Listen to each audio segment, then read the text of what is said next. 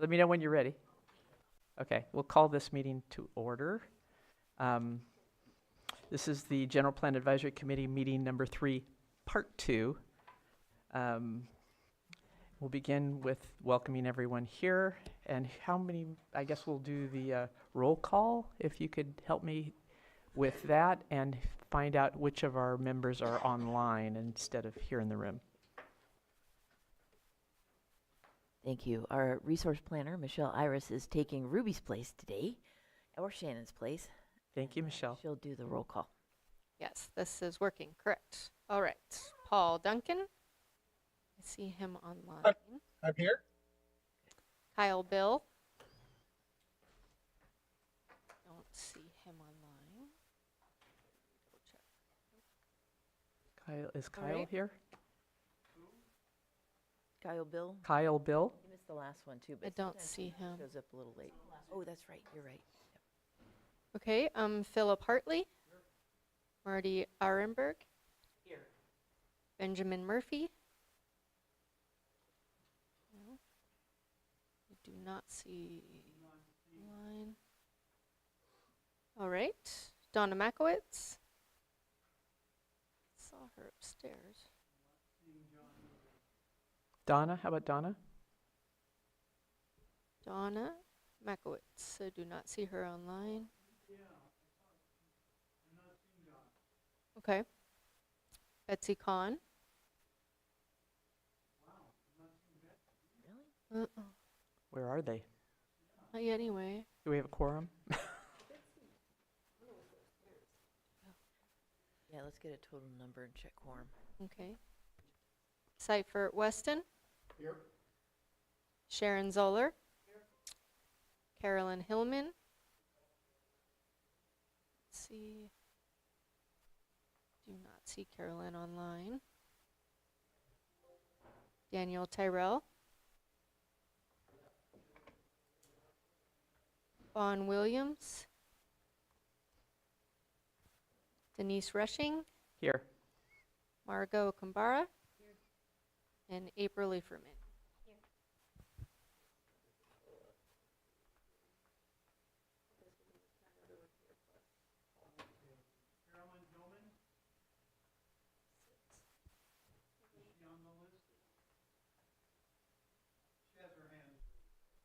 Okay. Yes, she's on the G.P.A.C.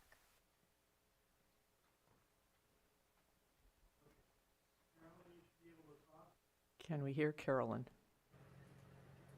Hello, Carolyn Hi. Hillman. Great. Thank you. So we have 8 in person and 2 online is what I'm counting. Great. 10? Let's just make sure we get everybody online give them all the ability to speak. And we are recording, right? Are we? I don't like it when Sam says that.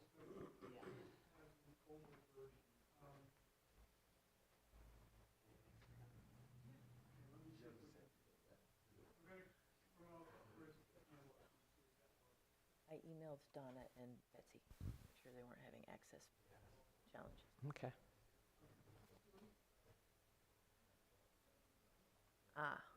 Terry.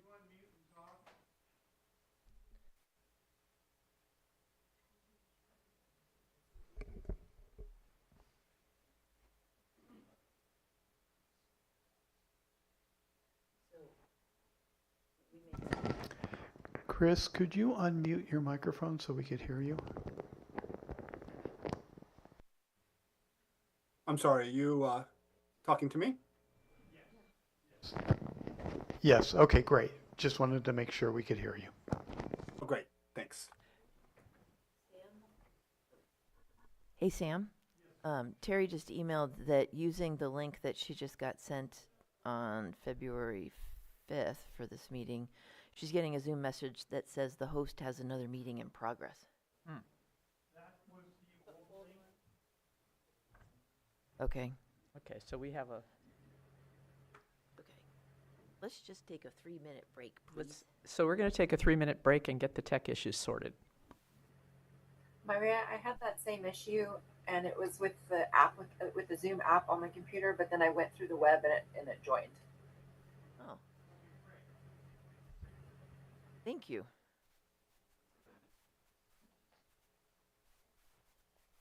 I mean, we should have, Betsy should be here, Holly should be here. Ooh, Holly's not here either? Yeah, okay. Maybe a 4-minute break.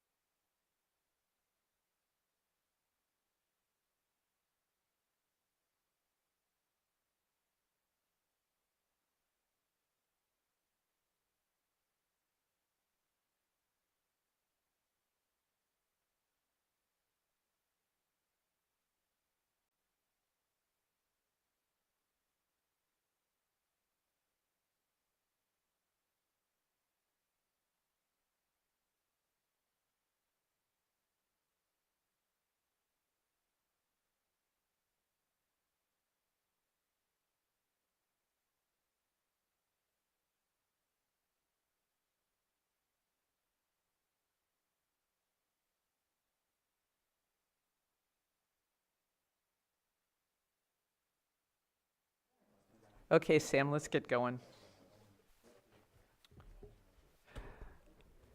All right, so we're going to get started again and just double check on the roll call. We have a couple members that have joined us virtually. Let's make sure we can hear them.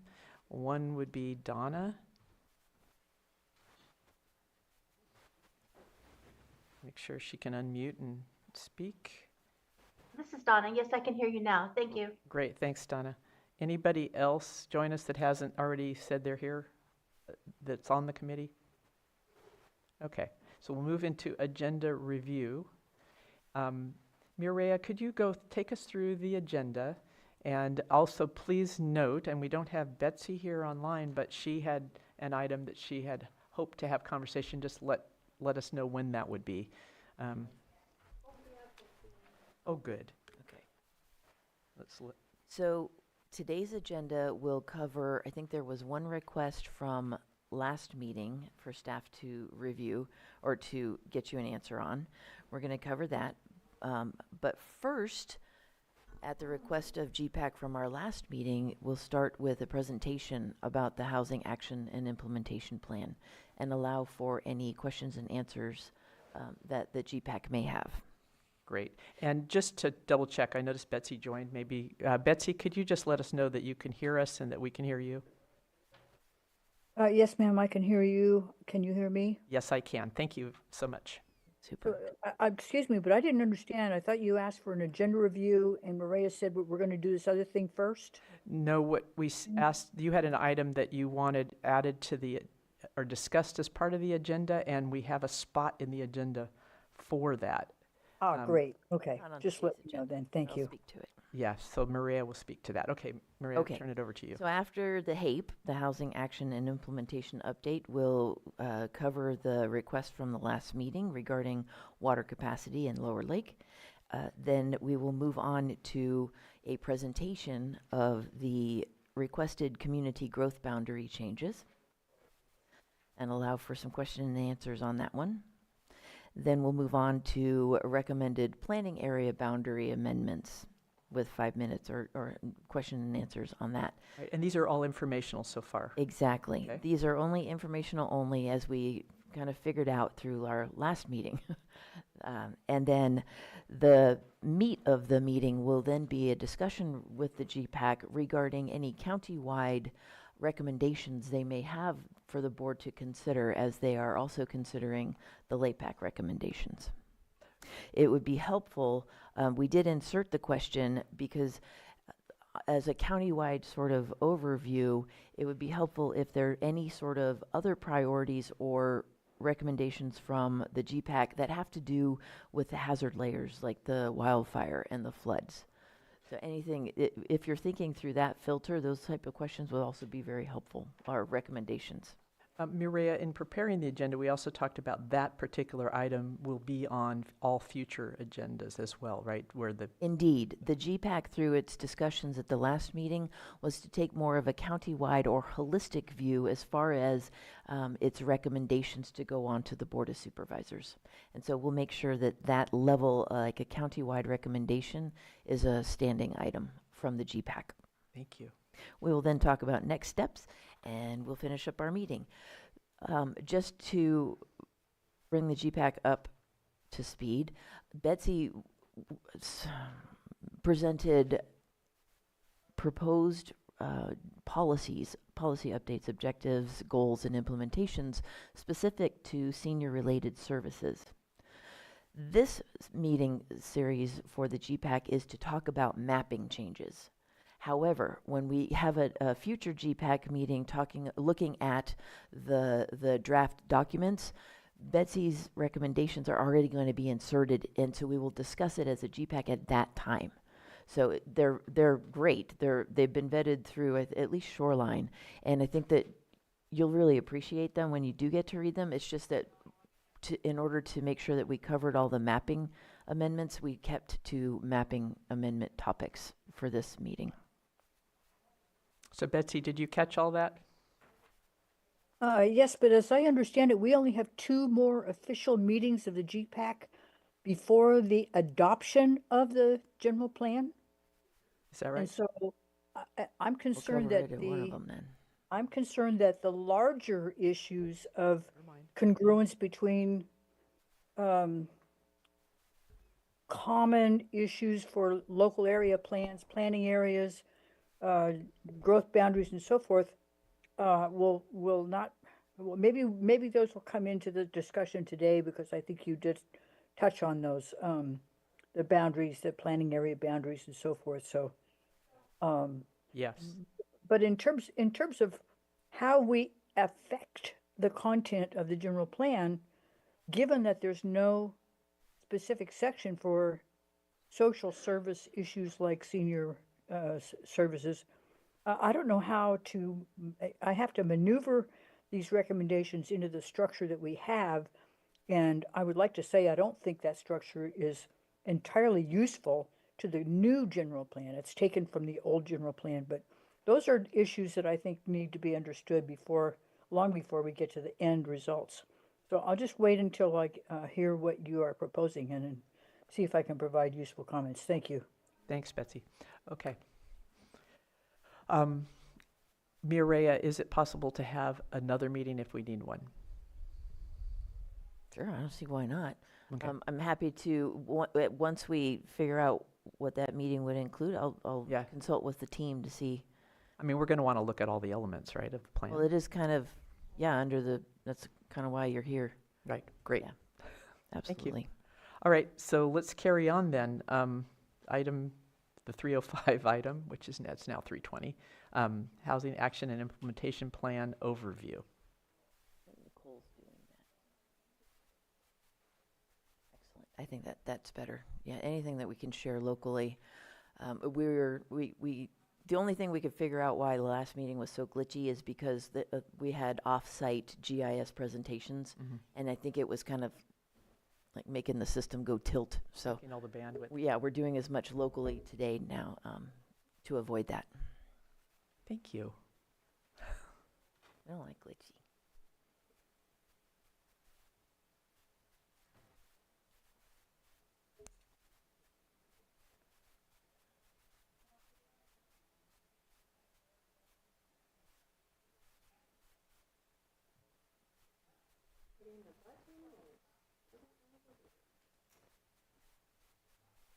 It's taking a minute.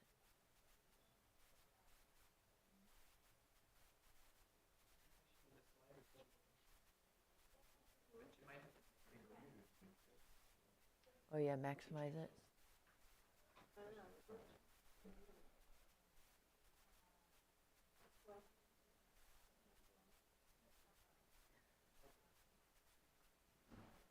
I don't see a share screen up there. Okay. Okay, great. Sam to the rescue. Oh, okay, so.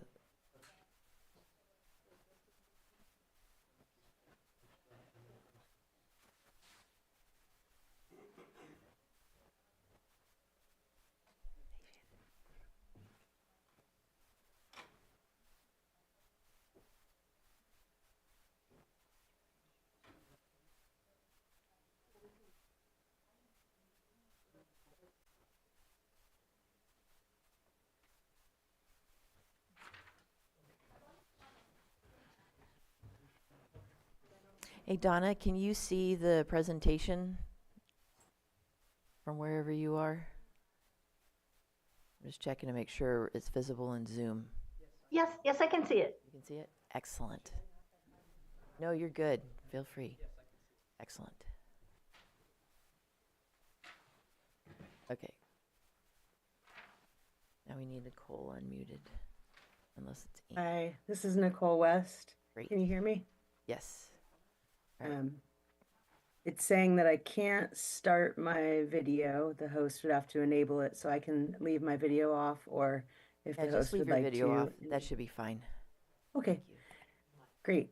Well, thank you for having me here today to talk with you about the Housing Action and Implementation Plan. I know you have a lot on your agenda today, so I'm going to be as brief as possible, but I wanted to let you know that we provided a presentation to the Board of Supervisors on December 10th, and it's more comprehensive than what I can talk about today. And so if you'd like to see that, it is on YouTube. But today I'll give you a little bit of an overview and then talk about some of the key findings from the analysis and the outreach and how that relates to the land use changes that you're talking about today. So the Housing Action and Implementation Plan is a comprehensive manual to address housing demands throughout the county, and much of it also applies to Lakeport and Clear Lake as well. It's related to, but it's not a part of the general plan. However, it will be a really good foundation for the housing element, which is coming up soon in about a year and a half, getting started on that. And a lot of this work will dovetail with that. The components of the HAPE, there's an analysis of current conditions, really robust summary of engagement. We were able to join forces with the general plan team on a lot of that. We have an analysis of gaps and then goals and strategies, as well as concrete action steps for implementing the goals and strategies and resources to aid with that. We're also analyzing sites across the county, and we'll have those on an interactive web map. We've been working on this for about a year, and we're getting close to the end of this. The HAPE has gone through administrative review with staff, and we are getting really close to having a draft to release to the public. We could go to the next slide. So some of the important findings from the analysis and the outreach is that there's a need for a variety of different housing types, and also need for housing that's affordable to people at all different income levels. And I'm not just talking about housing that's reserved as affordable, but just simply different price points across the range of incomes. And then also there was broad support from folks for amending zoning regulations to be more flexible and also to speed up residential construction. The community definitely considers maintaining and rehabilitating homes and neighborhoods as a high priority. And maintaining and rehabilitating neighborhoods could also mean revitalizing neighborhoods by doing adaptive reuse of buildings that could be utilized differently. That's another component of that. Also, another key finding is there is strong support for residential infill development, and there's also a real need for that to keep development away from agriculture, open space, and wildfire hazards, and also then to get the benefits of developing where there's already existing infrastructure like curbs and gutters and sidewalks, as well as water and wastewater services. Infill development also provides access to retail, restaurants, offices, parks, other civic uses, and other amenities. And then the last benefit here of infill development that I want to highlight is connectivity to transportation networks and increased walkability and bikeability.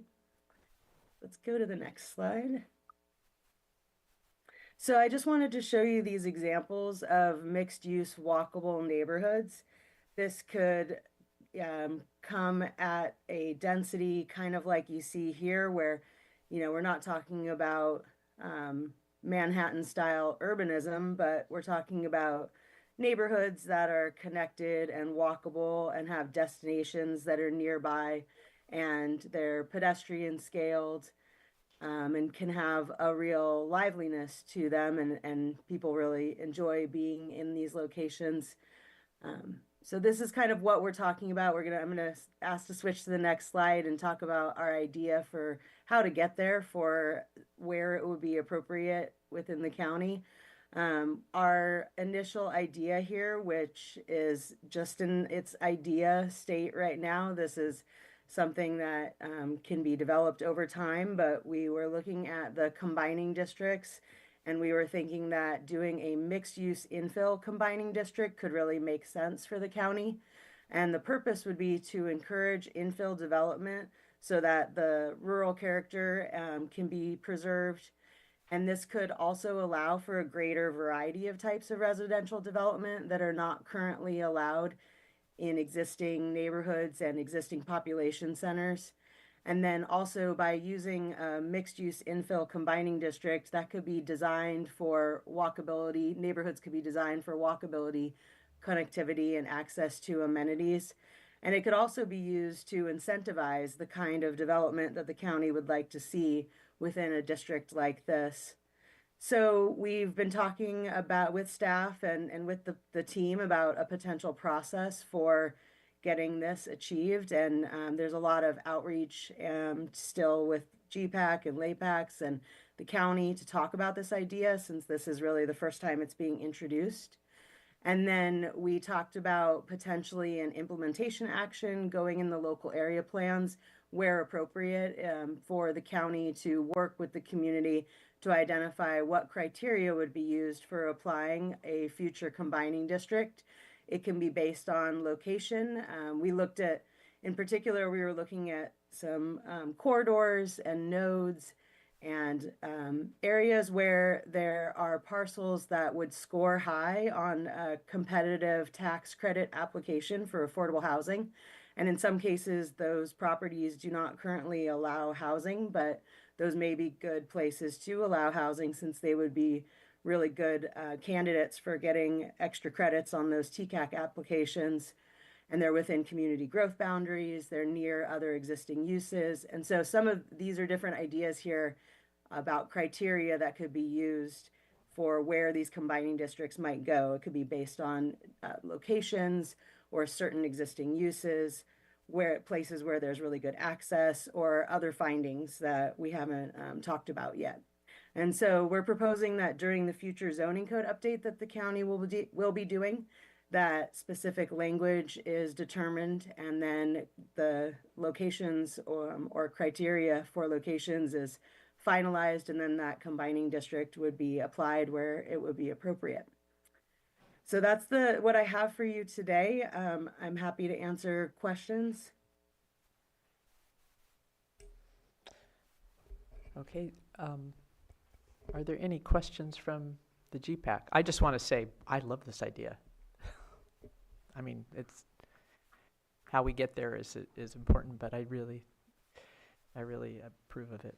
And across all local areas or local planning areas, mixed use was strongly supported in the surveys. Yeah. So we're really excited both to how it'll help us to meet our next RENA numbers, as well as how it'll be an ability to encourage housing development while still maintaining our rural character, which was also a high priority. Yeah. Yes. Could you just say who made this presentation? I missed it at the beginning. Sure. That's Nicole West. She is also with PlaceWorks, but she's with the Housing Action and Implementation Plan team. So it's the same group that's... Mm-hmm. Okay, thank you. Yeah, we were lucky that PlaceWorks has the staff capacity to have had a couple amendments. They've taken on our climate adaptation plan and also the housing action and implementation plan. So it really helps just to have everything synthesized as we're going forward.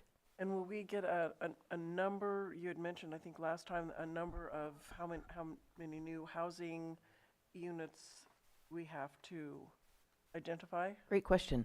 That is the RENA number, which has still not been released by the state yet. Once it gets released by the state, it goes to our Lake County APC, our Area Planning Council, which operates not only as Lake and Mendocino transportation planners, but also they've been designated by the state to handle divvying up those RENA numbers between the county and both cities. And so when they get it to us, that's when it'll be available. It's not necessarily part of Lake County 2050 yet, because we aren't working on the housing element yet. But it's crucial that our housing element will meet that number requirement. So if we're still meeting as a G.P.A.C by then, I am happy to share it. Great, thank you. Thank you. I'm sorry. I recognize. Yeah. Thank you, Madam Chair. So this is a question for the HAPE team. Did the HAPE team take a look at the big picture, the county map, to identify, at least in a rough sort of way or high level, where is housing potential? We did take a look already at areas that are not currently zoned for residential, however, would meet a certain criteria that are required for what's called the TCAC. Don't ask me what that means, but it is the criteria that is necessary in order for a housing developer to qualify for some of the income-connected housing development. Those spots have been identified so far. However, we've recognized that each community really needs to provide the feedback on those. So that's why that's not an official part of your recommendation. Instead, you're getting the more holistic conceptual idea of what this could look like. But as to where it's going to go, we're going to be looking for LAPAC input. Is the, theoretically, I mean, will that number that the state gives, will that include the housing stock? The number that the state gives, will that include the housing stock that we've lost over the last 10 years? Or is it, do they have that information? Oh, they have it. And yes, it will be included. And that is why when I say RENA, I say it with a certain aspect of fear. Though the properties that were lost, those are still zoned for residential. So it's not like we've rezoned them in the meantime. So the number is going to look big, but yeah, we'll sort of break it down into this is the stuff that we lost, and this is where the state thinks we're going as far as growth into the future. And that is a 6-year cycle. We get RENA numbers for every housing element cycle, which is a 6-year period. So it'll include some forecasted growth. Do you have a question? Just two comments. One is, from my experience living in another part of the state, I mean, planned communities work. When you can say, this is what we'd like to accomplish in a certain area, and you set up the criteria then for what's going to be in that area and how it must be, those kind of communities, which are few and far in between, because mostly we graft onto communities that began in the 1850s and kind of worked forward, so you're kind of stuck with a lot of stuff that's not functional anymore. But if you can identify a piece of land and it's made attractive to developers with criteria for what must be done there and how it should be done, I think those kind of sort of pocket communities work, and I think they're suited for Lake County.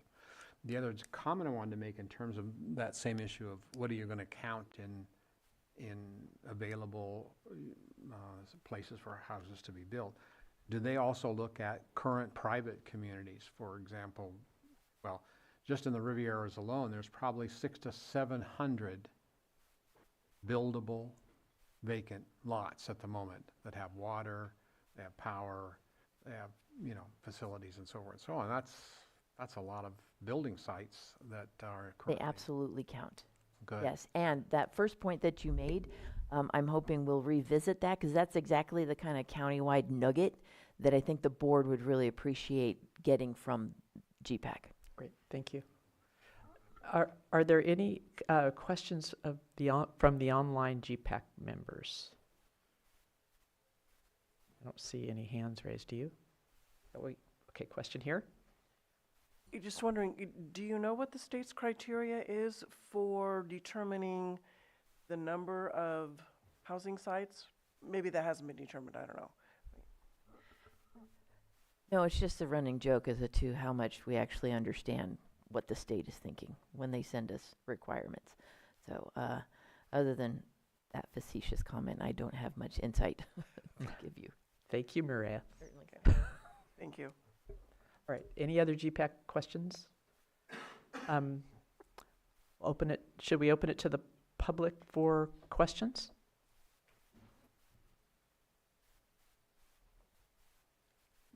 Good afternoon, Bob Gardner, North Shore. A lot of the unhoused people are disabled Americans, and they usually get special accommodations. So I would encourage as much flexibility to the Planning Commission as possible for this group. I'm glad we're doing mixed usage, because there's a lot of properties just sitting empty, and it's silly to not convert them into housing. So also one commendation, somebody talked last week about notifying people when their property is changing. And I think that's a great thing, having experienced a problem with the last general plan. So, thank you. No question, statement. Any other questions from the public on this presentation? Thank you. Good evening, everybody. Wes Baker, Lower Lake. My concern is that on that the mixed use, and they put up some lovely pictures. You know, the pictures look nice. It looked like somewhere you'd go to on vacation or something like that. I mean, it really looked like something from a you know, a community, not community development, but a Chamber of Commerce or something like that to a tourist area. It really looks good if they build stuff like that. And some places they do stuff like that. And PUD is one way, you know, planned development is one way of doing it, of making them pay for a lot of stuff when they do it so the county doesn't have to pay. Generally that works in a city though better than in a county area. But like the last gentleman just spoke, there is a lot of vacant stuff as you drive around the lake. And if you look at a lot of the lots, and I've been looking all over these maps lately, and if you look at a lot of the lots and you drive around, you look at a lot of the empty stuff or that thing's gone and all this, it's commercial. And the commercial, how do you attract the commercial up here? I mean, we talked last week, I think from your meetings that you had in the community, the Dollar General's not wanted, you know, especially up on top of Cobb Mountain on the little triangle spots that was going to change it from C whatever to the open zone. And then what happened in Clear Lake Oaks when the Dollar General showed up when it was supposed to be a wine tasting room. You know, there's a lot of commercial stuff that's empty, and there's not a lot of people up here that have the funds to operate the business. There's a lot of people up here that have the dream, and the dream generally up here is just that. You know, sad to say, you know, they want to have a donut shop. Okay, yeah, and I'll make it quick. But so if we would work towards maybe converting some of that commercial stuff into a live work, you know, where the commercial buildings below and the people can live up above. And so you support the proposal? Yeah. Great. Yeah, but finally, stay away from the ag. You know, let's not do the ag. Let's leave the ag alone. We've got plenty of stuff. The other gentleman just mentioned, you know, all the lots in the Riviera, and frankly, on those maps that I've been looking at, there's not much that anybody even contemplated up there. You know, and there's a lot of stuff there. Thank you. Wes, thank you. All right. Anyone else? Let's move on to the next item then. Update on any hands raised online? No. Okay. Update on requests from February 13th, G.P.A.C meeting. Yes, so in addition to the request for the housing action and implementation presentation, a request was presented to staff in regard specifically to the capacity for additional residential connections through the Lower Lake. It's got some kind of name like Waterworks, or the Lower Lake Water District. Mm-hmm. Yeah, is that right? Okay, good. And that was in relation to when the G.P.A.C was looking at every individual land use designation amendment, which we switched later, but I still wanted to get back to you. So we did contact the Water District. There is not a moratorium currently. I just hypothetically had them ask if they could, at this time, cover an additional 10 single-family dwelling units. And they said, yeah, that'd be fine. That each home as it gets built does require its own individual approval by the district for connection. Mm-hmm. But that, yes, right now, if they had 10 additional requests, they would not find that problematic. Thanks. Let's move to item, the 325 item, which is the LAPAC recommended community growth boundary changes. This is a presentation only? Yes, this is an informational only presentation so that the G.P.A.C has an understanding and awareness of the recommendations coming from the LAPACs, but we are not seeking any action on these updates.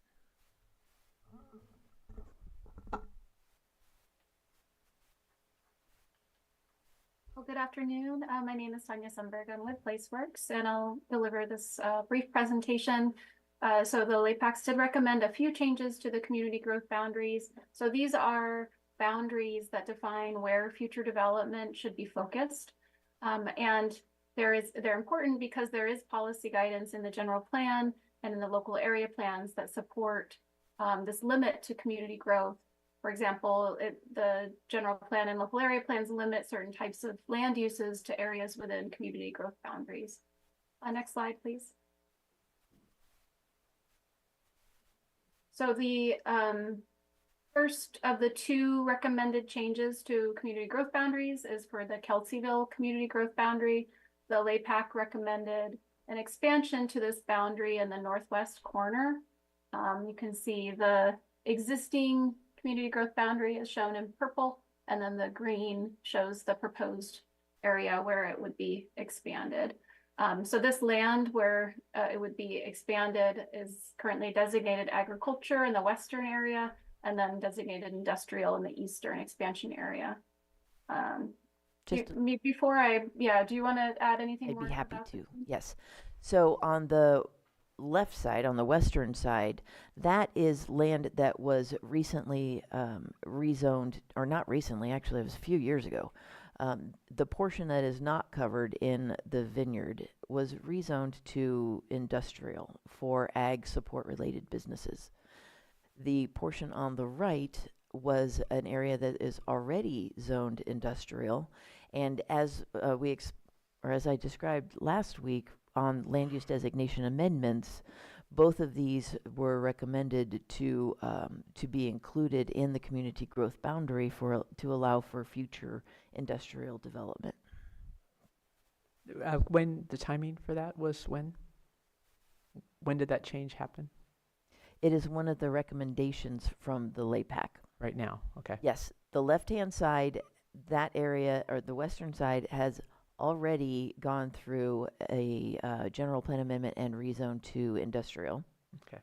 And then the right side, we weren't sure why that wasn't already in the community growth boundary because it was already industrial. So the LAPAC recommended those additions. Recognize. I just, when you say the left side, I'm looking at my little map. From the little pink part up there. Could you turn on your microphone? Turn on your mic. The green part, I think, is the left. The green part that's outside that magenta part. That's the increase or the amendment. It's got this little poke thing like this? Mm-hmm. Yeah. Yep. That's the... Yeah, see where the cursor is right there? Oh, yeah. You know, Brian Hansen's property, remember that's over past Kelseyville Lumber? Yeah. I'm sorry, I thought you were talking about the one that's poking out just at the... You know, when you have this many nooks and crannies to a shape, it's very hard to describe a particular spot. Okay, I see now. We did have a little conversation about that particular one. Is that we deferred any action. Okay, that's what I thought. Okay. Yeah, correct. Thank you. Back to you, Tanya. Next. Okay, next slide. We've got one other LAPAC recommendation for a community growth boundary change, which is in the southeastern part of the Lower Lake community growth boundary. So that area is all currently designated suburban residential reserve. Yeah, we discussed that one last time, right? We did, and this one already has the municipal services that one would expect to see within a community growth boundary. Okay. I don't think we knew that entirely. And we deferred action on that. I think it was right around that point where we switched from... Yeah. Yeah. Okay. Yeah. Keep going. Well, that actually is the extent of the recommended community growth boundary changes. So I think it's back to the chair for questions. Okay, we had, I'm feeling like we had a lot of Q&A on those two already. Is there any other conversation we need to have here today on that one? I could add just a little bit of context. we did not get a lot of recommendations for adjustments on community growth boundaries because typically around the lake, most of the conversation centered on the fact that we aren't bursting at the seams. You know, we don't really need to expand We have now. infill opportunities. And that's why you only have a couple before you today. Excellent. And we're not deciding on those today, so. Correct. Okay. But I'm happy to answer any questions. This is a process question. So at what time would decisions be made and in what format? Could you be more specific on? Yeah, so we're not making decisions today, but at some point, G.P.A.C will be asked for its recommendations, say on these recommendations from LAPACs, right? I don't know that the board expects G.P.A.C input on LAPAC recommendations. But the majority of today's meeting is actually for G.P.A.C to consider countywide recommendations to go before the board. So the board, for example, consider infill before expanding into ag, those countywide guidelines that we would recommend. Yes. We had a good discussion last time, and I'm glad it produced this. Yes. All right. Any comments from the public or questions from the public on this? Oh, Betsy, I'm sorry. Betsy's hand is up. Let's recognize Betsy Kahn first. Thank you, Madam Chair. This whole subject goes to one of the 2 or 3 what I call meta concerns for the entire general plan. I know this is not something this is not familiar language to a lot of people, but in every community growth boundary, there are utility services and public services. And by utilities, I'm talking about water, sewer, electricity, public services like fire protection, and some law enforcement presence and so forth. I recommended, or asked if we could recommend, that we use the same point of view that is designed into the local area, local agency formation commission, where the expansion of independent special districts includes a series of future projections of spheres of influence. So, for example, and I'll use the example of Clear Lake Oaks. Clear Lake Oaks has, number one, has a very large water and sewer district, independent special district. It also has an unusual addition with the island of the Paradise Cove subdivision, which is served by the water services there. But it has a sphere of influence. Let's say that sphere of influence is out, just for the heck of it, say it's out a quarter of a mile or a third of a mile beyond the existing district boundary. Well, I think the community growth boundaries would benefit from having a similar perspective. So you want to be sure, first of all, that you don't have a community growth boundary that does not include the existing district boundary. But then when if you're going to add any territory, that it does not exceed the sphere of influence of those public services. And just looking at those together would help us understand where the long-term 5, 10, and 20-year growth projections would be, as opposed to just saying, this is what we want now. Yes, infill will take care of just about every possible housing need that we have. The comments about the commercial zoning, limiting investment here, is pertinent from the other speaker, the member of the public. but there's a congruence factor that would be beneficial if we did take those into consideration. Betsy, don't- a question for you. Would you be willing to write this in a sentence or two as if it were a recommendation from the G.P.A.C to the board? It's in my letter. It's in your letter. Perfect. That's the thing. Okay, but I can do that. Well, just maybe take the highlighter out, because I think this sounds to me like this is a potential recommendation. It would be very beneficial, I think, to the whole ultimate general plan, the long-term general plan. Thank you. All right, thanks. Any other hands raised from the committee? All right. Wes? Can I ask a question first? Is what's the zoning that's FMP? FMMP. I know that the F is farm. And it's like because there was some lots on the map that presently are zoned something else, but it said possible FMMP.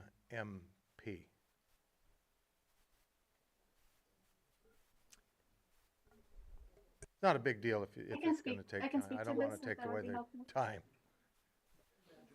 I don't want to keep you guys here till 7. We think it has to do with the farmland mapping and monitoring program. There's kind of a possible overlays in it a little bit. It is, that is a designation derived from the state. Okay. Thank goodness, because I had no idea what we're talking about. Okay. Because on the map, when if you clicked on the Yes. property, it would give you all that detail. Exactly. It was in that detail. Yes, Okay. and so the way that pertains to or connects to what you were saying before is that part of those soils are the class 1 through 4, which are prime ag soils, which we want to protect at all. Yeah. Yeah. Okay.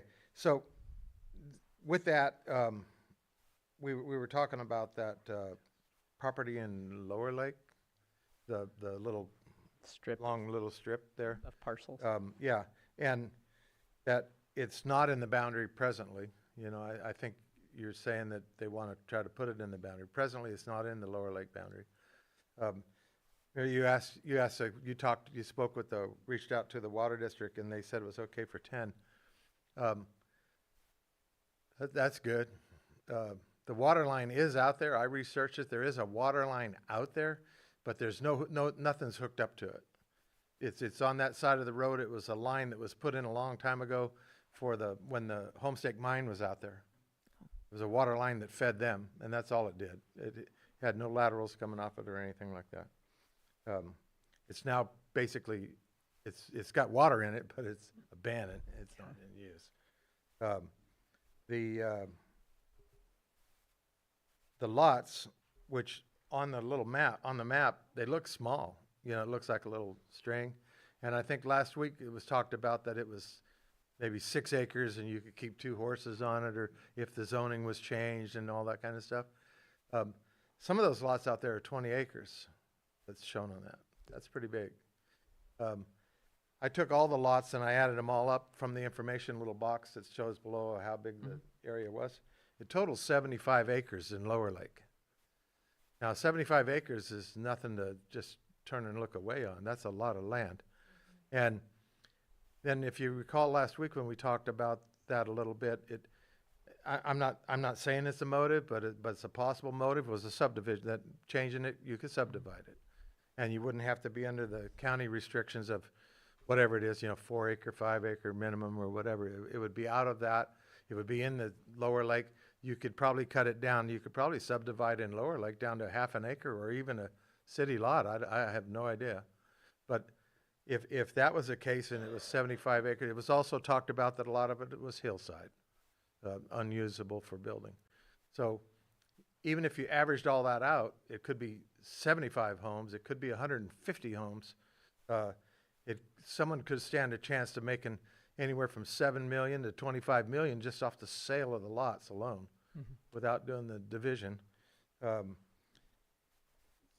not saying that's bad, that any of this is bad. I'm not saying it's bad, but I'm saying that's something that you as a committee, we don't want to just rubber stamp that. my own feeling is that if someone's got that much land out there and they want to do that with it, that's the kind of stuff that needs to come to the planning commission, go through the whole process of notifying all the neighbors, saying I'm this, you know. One of the speakers last week spoke for another property owner who wasn't here, you know, in a courtroom. That's hearsay. You could just make up whatever you want. They're not here to answer it, you know, and they're not here tonight. So that's what I got to say about Lower Lake. And then I got one thing on Kelseyville, and a lot of folks are here that were here last week. Maybe they heard the same thing I heard. I don't really know, but that property in Lower Lake that we were just talking about, that square, and then adding the other part and putting that inside, or Kelseyville and putting that in it. Last week that was ag land. Now this week it's industrial. I don't quite understand what's going on here with that. So that's a question. Just to make sure I understand which property we're talking about, as far as land use designation amendments, we were talking about a parcel that was right on Highway 29, where the LAPAC recommended it go from ag to medium density residential. That's not included in the community growth boundary expansion. Okay. And so the sounds like it's a different parcel from what we were talking about last time. yes, today we covered farther north, lands that are already designated industrial. It's that block as at far the end as of the community. street. The block. We had one next to the high school, and we had one on the other side of town. Yep. Yeah, that one is not within the recommendation for the community growth boundary Oh, expansion. okay. Then All right. it's just hard to see the map. Okay, Wes, thank you.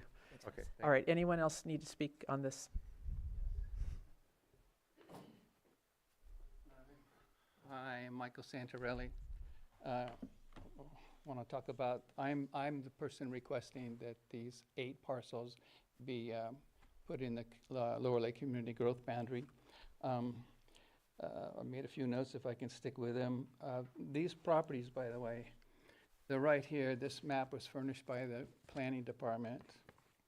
Before you get going on this, is 2 things. One, we're not making a decision on this today. Correct. No Correct? action is being requested. No action's being regarding requested. Any individual recommendation from the LAPACs. Today. Now, we as a board may want to revisit these items before we make our final recommendations to the board, correct? You're the G.P.A.C. You We're the tell me what G.P.A.C. you We'll wanna do that. Okay, Yeah. go ahead. Yeah, that's why I want to sort of talk about it now and clear up some things that were just said that are not true. Okay. First of all, as I say, these are where the parcels are. They're on the fringe of the Lower Lake boundary. I have small little maps. If you would like to see one, I can pass them out to you.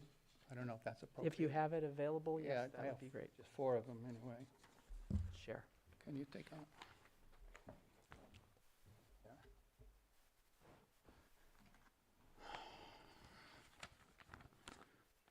We'll share. And you can see they're just right across the street from the boundary, the community growth boundary. These, there's 7 homes on these 8 parcels. All of them are hooked up to the Lower Lake Water District. It's not a dead line. They're all using Lower Lake water. Just before I say anything more, not one person owns all these. There's individual owners. So not one person that I know of is thinking about doing any subdivision. This is a plan for the 25 years down the road for allowing people to perhaps find a place to build a home. Anyway, these parcels are within a mile, some of them, of the Lower Lake Fire Department. They're very close to town. Some of them are just a half a mile from the fire department. Others are just a little bit further. They are in as I mentioned, the Lower Lake Community Growth Boundary is just right across the street. These parcels are on a paved, county-maintained road. It has electricity, it has the water, and AT&T put a fiber optic cable right down the street on this side of the road where these parcels are. So they're ready to get good cable someday. I'm not sure how you do that.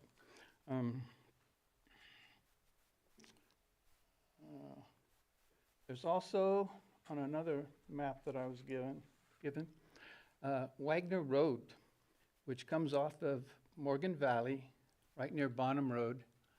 And it was named after my grandfather, Anton Wagner, on my mother's side. We've had this property since 1913, some of it, not all of it. When the we're pretty good neighbors with the Lower Lake people. We donated the top of one of the hills to the Lower Lake Water District so they can put two 100,000-gallon redwood tanks that fed the valley below and the town with water. And it was up there for maybe 20 years until they took it down.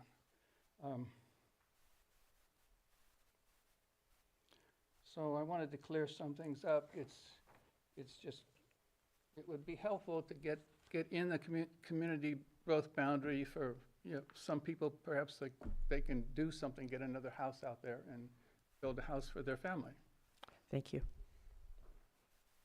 Any other comments? All right. I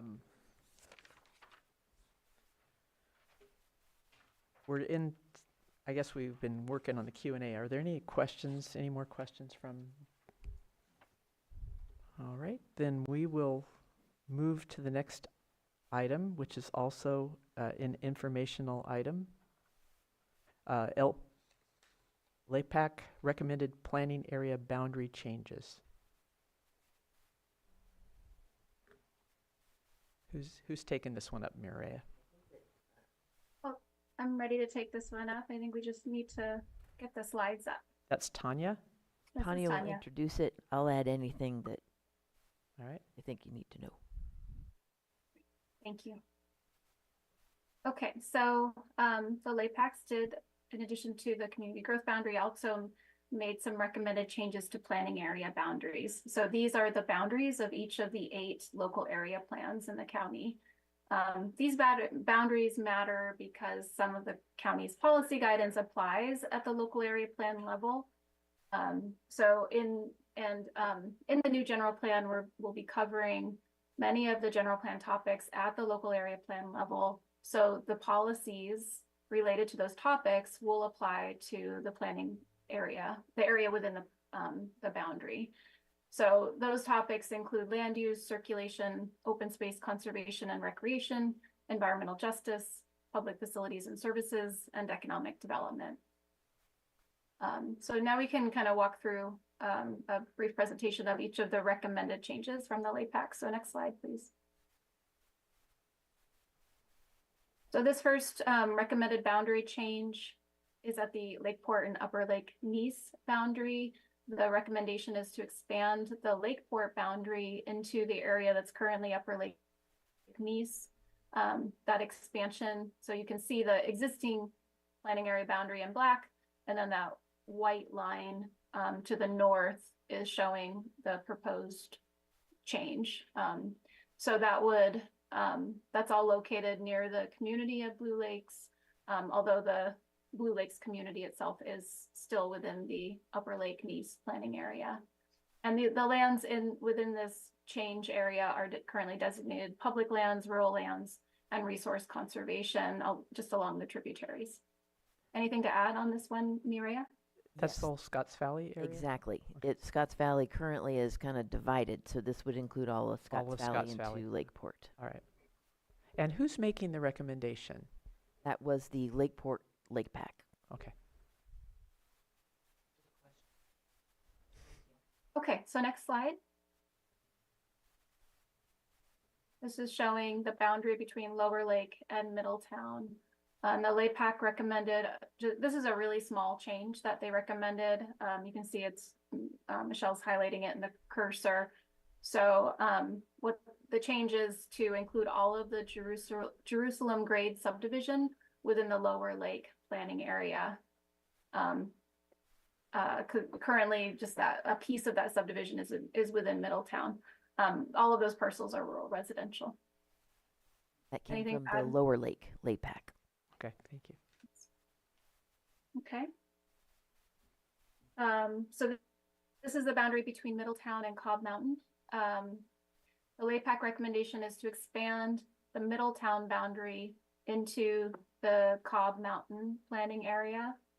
Again, that's the white. So all of that land is currently designated rural residential, and then the resource conservation along riparian corridors and tributaries. And then there's one industrial designated parcel in that area. That came from the Cobb Mountain LAPAC. Right. And then next up is the Cobb Mountain and Kelseyville boundary. The recommendation is to expand the Cobb Mountain boundary into the Kelseyville planning area. And the area is primarily currently designated rural lands, resource conservation, agriculture, and then there's a small amount of suburban residential reserve above Boggs Lake. This was a request from, or a recommendation from Cobb Mountain. And that's the headwaters area, is that? It just, to them, it just didn't really fit. They kind of felt like it was an extension, actually, of Kelseyville, and Cobb Mountain started further in the Cobb Mountain community. Kelseyville was amenable to that request. Actually, all these planning area boundary discussions were just discussed with each LAPAC, and everyone was amenable to all of these requests, with the exception of Middletown did not support. They wanted to keep the line in Jerusalem Valley, but typically, if LAPACs were not in support of recommendations amenable like together, then we didn't make that change. But this particular one I did because it's part of the same subdivision. So, got it. But there are a couple that you're not going to see, like Rancheria Road. Kelseyville and Lakeport both said it's fine, whatever the tribes want to do. And so the tribes have been consulted. They're consulting amongst their council and will get back to us. The other one that's not included is Lamson Airport because Kelseyville wanted it and Lakeport wanted it. So that's not on here. Okay, got it. So where there's controversy, I avoided it. you avoid it. Yes. All right, yes. What about the discussion that we had at the LAPAC with the Sunrise Shore? You need a mic. Good. Yes. Thank you, April. There was another option. Sunrise Shores is a community subdivision over in Lower Lake. It is separated in half by part of it is in the Rivieras, part of it is in Lower Lake. So there was not a consensus on that one either. So you've included the ones here that already we have consensus or that staff felt I gave you the strongly easy enough. ones. Yeah, okay. Yeah. I appreciate that. Thank you. Any other questions? Just how will the questionable ones be determined of where they're going to land? I was just going to leave that up to the board. If the G.P.A.C would like to look at those and make recommendations, I'm happy to schedule it at a future meeting. What's the wish of the G.P.A.C? I know that at the meetings that we had, everyone was asked to create notes or arguments for what they were proposing, if those were... Those notes were taken into account in LAPAC meetings. I may not have mentioned them specifically to the LAPACers, but yes, all of that data was collected. Since these are local area plan matters, it didn't even occur to me actually to give it to you. I appreciate that, actually. All right. Any comments? Question and there was maybe another change to present. Sorry to interrupt. Oh, keep going. Okay. So I think we are on Cobb Mountain and Lower Lake next.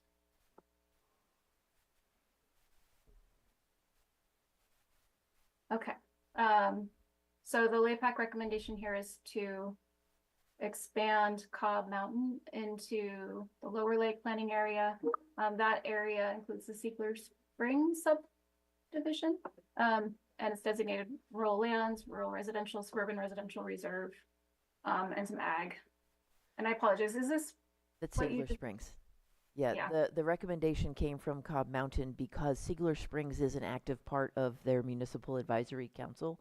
So this would more closely recognize the Cobb area council Makes boundaries. sense, okay. Thank you.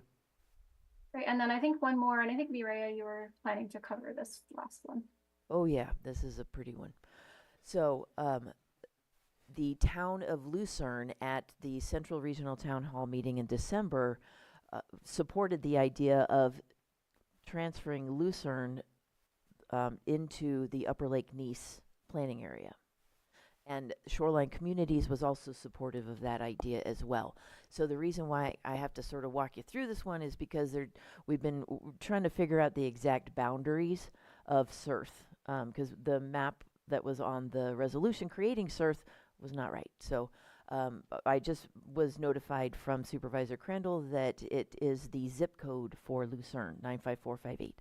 So that will be reflected as a recommendation from the LAPAC. Got it. And there's agreement on both? Both communities are amenable, yes. Okay. All right. Are there any questions from the committee members? All right. I don't see any hands. Are there any hands online?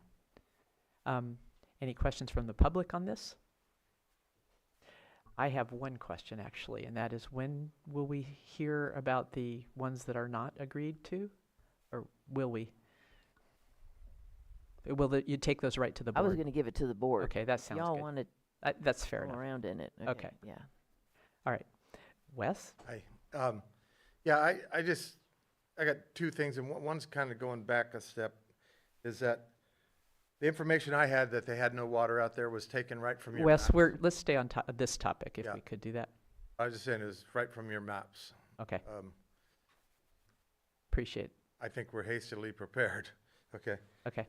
So on this subject here, I just want to say, I just like to see this committee vote your heart, know that you have the power over the vendors that were hired to help with this, and that you guys have the power, do what's right, know what's going on, know when to tell folks that needs to be in the planning commission with exhibits handed out and all this kind of stuff to make all these zoning changes. This is not the forum for that.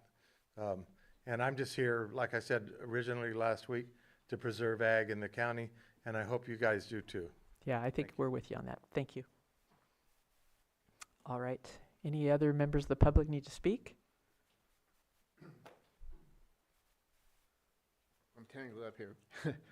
I'm Norman Kimes from Lower Lake. And this may be inappropriate forum, but I own two parcels east or west of the boundary change proposed at Jerusalem Grade. I have one 49.5 acre parcel that's from Middletown, and the 100 acre parcel is from Lower Lake.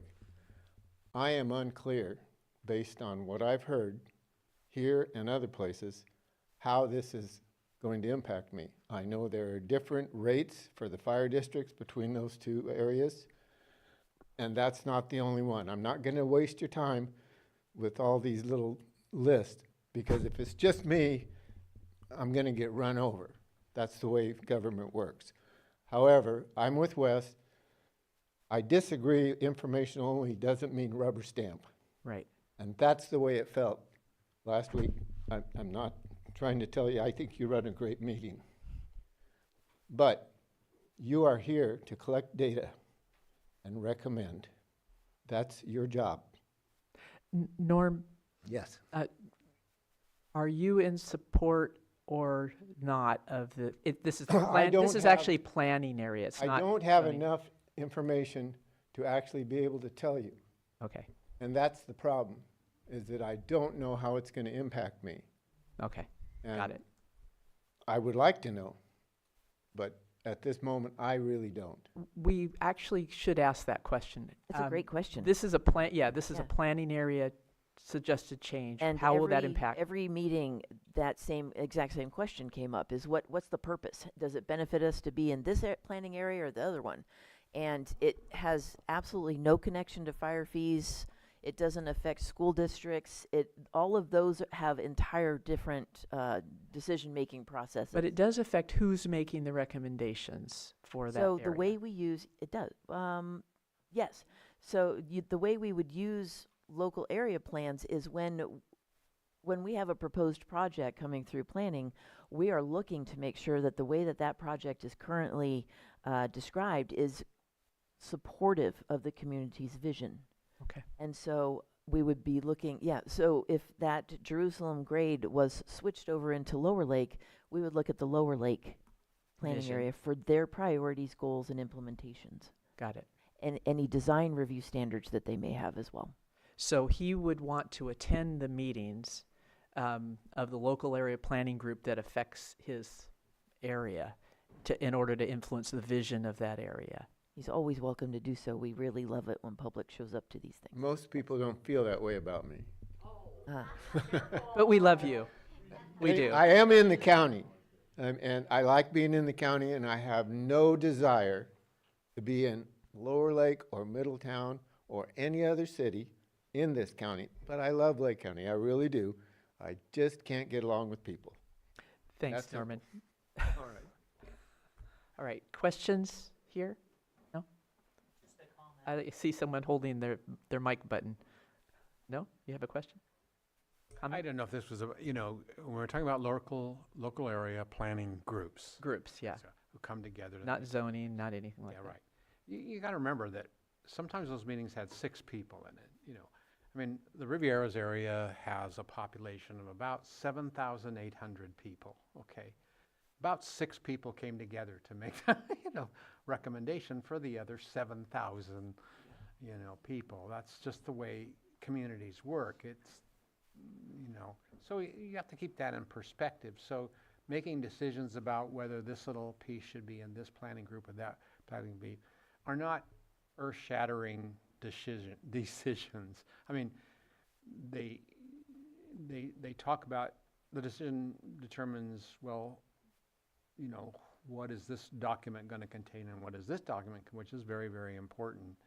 But it comes down to oftentimes whether my street that I live on is going to be in this planning section, or this one, the one I'm familiar with, where there is a controversy. All right.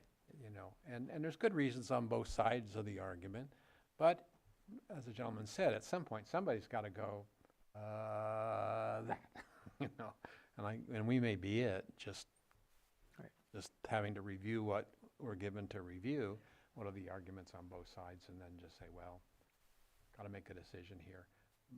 But I don't know. Yeah. Well, and I think we can, when we get to the 350 item, which by the way, we're about a half hour behind, so I'll blame the chair for that. When we get to that item, we should take up what kinds of recommendations we want to make. So I think that would be appropriate to have that conversation. We have a member of the public who wishes to speak. Hi, Denise. Julia Carrera, Upper Lake. I just want to make sure that these changes that you're making to the LPEC boundaries actually follow lines of streets or some kind of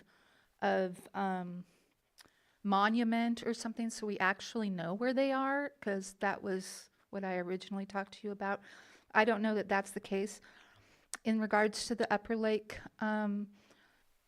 addition of Lucerne, I'm not disagreeing with Maria, but I do want to clarify what she said. There are several of us that don't think it's a good idea. I happen to be one of them, because of ag.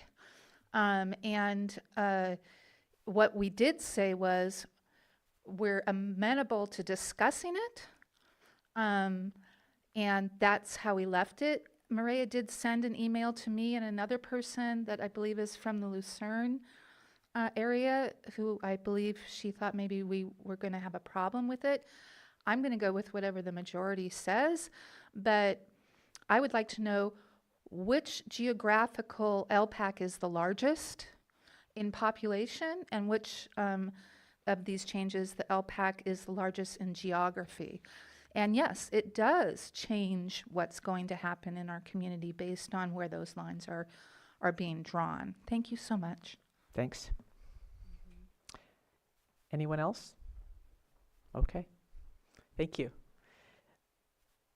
Well, let's move to our 350 item, which is actually on the agenda for 2 hours. I think we'll probably not spend 2 hours, given that we're a half hour behind. but the question, or discussion of countywide recommendations to the Board of Supervisors. And considering the LPAC recommendations along with our understanding of the hazard layers and HAIP, are there any other recommendations we have for the Board of Supervisors to consider in this process? That's a very broad topic. We'll try to manage it. Mireya, do you have any guidelines as to structure for us to have this conversation? If no's okay, an okay answer. One, I just wanted to point out that Betsy did send in that email, so we might want to read that. And then also, what I'm looking for, or what I think would be helpful, is if the G.P.A.C sort of thinks about the presentations that have been made over this meeting and the previous meeting, and if any countywide concerns or something you want the board to make sure about when they're looking at mapping changes. Land use designation changes, community growth boundary amendments, and the planning area boundary changes. And if there are any sort of more holistic type of county-wide things you want the board to know, we will capture that. Yes, and you have been keeping good notes on our conversation so far. I'm wondering if anyone could summarize, and maybe we just go committee member by committee member, but summarize the things that have come up so far so we can save a little time at least getting through the list. If you like, I could read Betsy's. That would be good. Excellent. Oh, Betsy's got her hand up. Maybe Betsy wants to read Betsy's. No, I just assumed that Mireya read that, please. Okay. The email is titled Congruence Between 5, 10, and 20-Year Projections for Community Growth Boundaries and Public Health and Safety Services. The delivery of required water, sewer, fire emergency service capacities may be inadequate to support the projected expansion boundaries of the population centers, and in parentheses, community growth boundaries. For each community growth boundary, expansion projections must not exceed the planned expansion boundaries of those required public health and safety services. Congruence between planned community growth boundaries and those of critical services would benefit the local area plans and general plan objectives, goals, policies, and implementation for all 10 community growth boundaries. Okay, thank you. We also had some issues come up, and I'm going to recall the ones that we talked about deferring the conversation. One was generally supporting ag and avoiding, if possible, conversion of ag lands as general guideline to the board, which is actually also congruent with LAFCO. Another was these, where the two LAPACs disagree, we need to decide whether we weigh in and offer a recommendation. Those are the two I came up with. Any others any other topics we want to, as you recall all the conversation we've had so far, any other topics we want to make sure we weigh in on? One topic that inadvertently came in at the last meeting was preservation of our resource conservation areas, our wetlands, and avoiding development in those locations. There was confusion last week because there was a green overlay on areas that were near Anderson Marsh, and so Wes brought that up, and it was a really good point. So we reviewed that as well, and there are no recommendations for land use designation changes anywhere in Anderson Marsh. There's a possibility of some of those identified locations from the Housing Action and Implementation Plan of lands that were not currently zoned for residential but would be quite suitable. Some of those were south of Anderson Marsh. And I think that overlay was on the map for the public to review and before we decided to remove it. And so I think that's where the confusion came. But if the G.P.A.C wanted to stress that we want to preserve our wetlands and our resource conservation areas and avoid development, that seemed to be a theme of the last that is a meeting. theme. I guess I would ask the committee if there is a willingness to have the conversation about adopting Betsy's recommendation about sphere of influence and congruence with existing community growth boundary spheres as read by Mireya. Do we want to have that conversation and then make a recommendation to the board on that? Madam Chair, Yes, Betsy. may I please speak? Of course you may. Thank you. There are 3 issues related to this very complicated proposal. Okay. In the first place, there are 10 growth boundary areas and 8 planning areas. The fact that Lucerne was included originally in the Shoreline Communities Area Plan left out the community of Nice, which has shoreline properties and similar zoning and land use issues.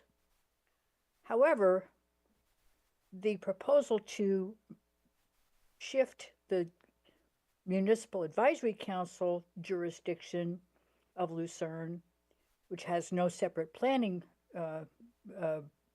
committee, to the west was documented, it was reviewed, and it was discussed on December 9th, as Maria said, by the CERF members and members of the the Upper Lake and Nice LAPAC were supportive, and the rationale had to do with those populations served by the senior centers, which have a direct relationship to emergency response and disaster preparedness, as well as territory for use of commercial and government services, where, for example, Clear Lake Oaks is the destination of most of the people that live in Glen Haven, but not the people in Nice, because we have our own commercial district and we're close to the city of Lakeport, which is the county seat. So those things were documented, they were discussed, they were approved heartily by the CERF members, and the misunderstanding about the location of Upper Lake and Nice as an agricultural community rather than a shoreline community is simply a problem that was created in the year 2000, a local area plan, where the decision was made to designate the town of Upper Lake as a tourist attraction and part of the shoreline communities that were designed to improve attractions for tourism, whereas Upper Lake is hugely agricultural, and we do not wish to change the character of that community. So that's one. The larger issue that I raised or tried to raise, where we have 10 growth boundaries, 8 planning areas, 7 municipal advisory councils, and multiple ad hoc groups working on different aspects of these local area plans, is what makes it difficult to understand why the town of Lucerne, which has a municipal advisory council but no planning area of its own, why that would fit better by splitting the 2 sides of District 3 as a political district. So I would hopefully request that you had seen that. If you haven't seen that, I can certainly send it. I know it was submitted to Maria at some point, but yeah, because we talked about it at the December 9th CERF meeting. Betsy, do you have a suggestion for the General Plan Advisory Committee today on us landing on a recommendation around any of that? Yeah, I recommend that you approve the shift of the Municipal Advisory Council jurisdiction of Lucerne into the Upper Lake Nice planning area as approved by that board. Thank you. Okay. That almost sounded like a motion, so I think we ought to have a conversation about that for this body. Is this group willing to make such a recommendation to the Board of Supervisors?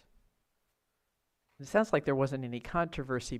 I mean, it didn't sound like either planning area objected to that. Is that correct, Mary? No, they all approved. We went to the Upper Lake Nice.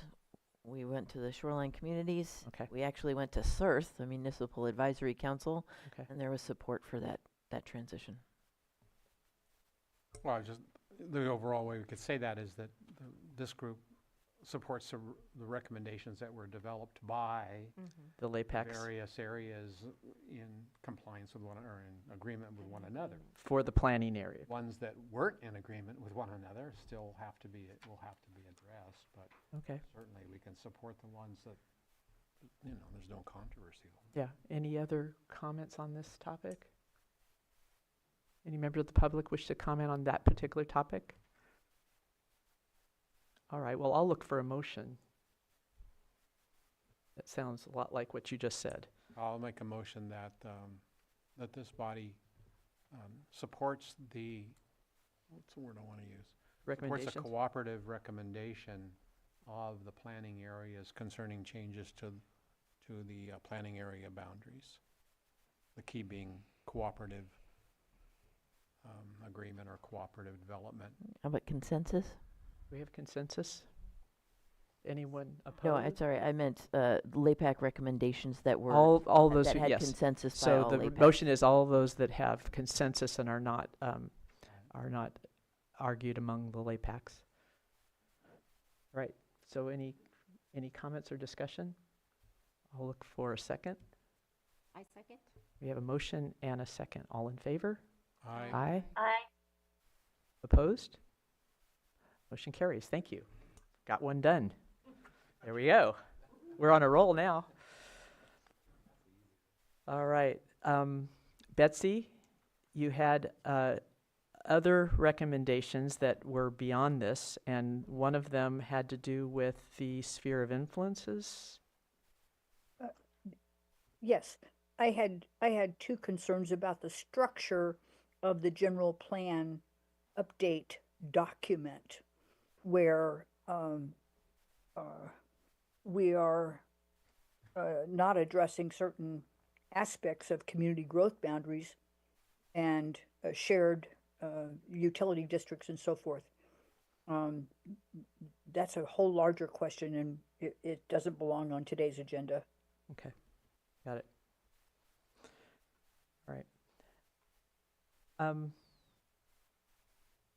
Okay, so are there any other specific recommendations that the General Plan Advisory Committee wishes to weigh in on today? Yes. I don't know if I turn this on. I was wondering, when we were talking earlier about the housing element and creating those kinds of areas, we had a wonderful presentation at our BVAC about transportation development throughout the county. I think it'd be helpful if some of that was shared with this committee. I can't remember the gentleman's name. It's John Spica from the Area Planning Council. Yeah, but that was very interesting and very helpful, just to know what was going on a more global look throughout the county for transportation, everything from walkable to bikeable to, I think he even said, he didn't say horseable, but horse riding. Yeah.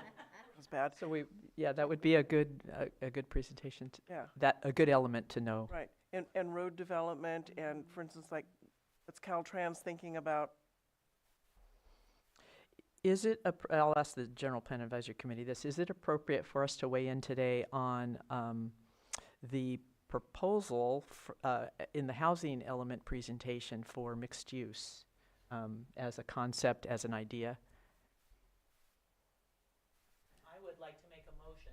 Yeah, there we go. Thank you. It was strongly felt in the Lower Lake LPAC that it was so important. We have so many empty business buildings that could be housing, and we have such, especially in the rental area, housing, that we really felt strongly that those to encourage mixed use. So I would like to make a motion that we encourage the board to use more or Adopt the Yes. concept of mixed use in. Thank you. All right, is there a second to this motion, and then we'll have discussion? I would just add the word planned to Planned, planned Planned. mixed use, yes. Yeah. Is that okay with the Yes. motion? Yes, okay. Thank you. Let's have any discussion on this item? If I could get clarification for that motion. Planned mixed use, to me, says developments that do not yet exist. Marty was talking more about allowing transition. Transition and infill. The idea that as presented by, Great, okay, Yeah. got it. I don't mean to modify your motion, but as presented by the, The LPAC Yeah. within the growth boundary. as presented as part of the housing element general plan presentation we received today. That idea that was presented on how to move forward with mixed use. And by planned, I meant not just create an open designation and then people can come in and say, oh, I know what that means, and do their own thing. Planned communities work because a lot of the decisions about what will go in are made beforehand With and then they're guidelines, yeah. enforced, you know. A lot of our discussion was based on the development of Twin Lakes that did not have water, that did not have sewer, and the ramifications of that. So we wanted to be very clear that any future development had the available resources to support any kind of growth or changes that have been Yeah. requested. So let's sum up the motion again.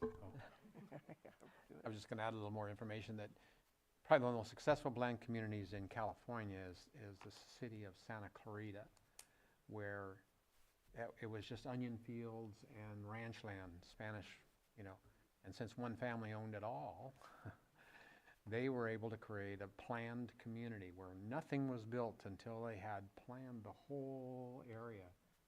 Where they had a busy street, they didn't want any children to have to cross a busy street to go to school, so they built paseos, bridges across every, that was all on paper before any, and every developer, and there's, I don't know how many housing developments there now, a bazillion, but they all had to obey the original, you know, that's what I mean by planned. Yes. You can, Okay. And I don't think we're getting down to that level of detail in this motion, but I think we're saying that we saw a presentation that presented an idea of mixed use in a planned fashion, and we want to encourage the board to support that. Is that, did I sum that up? Okay.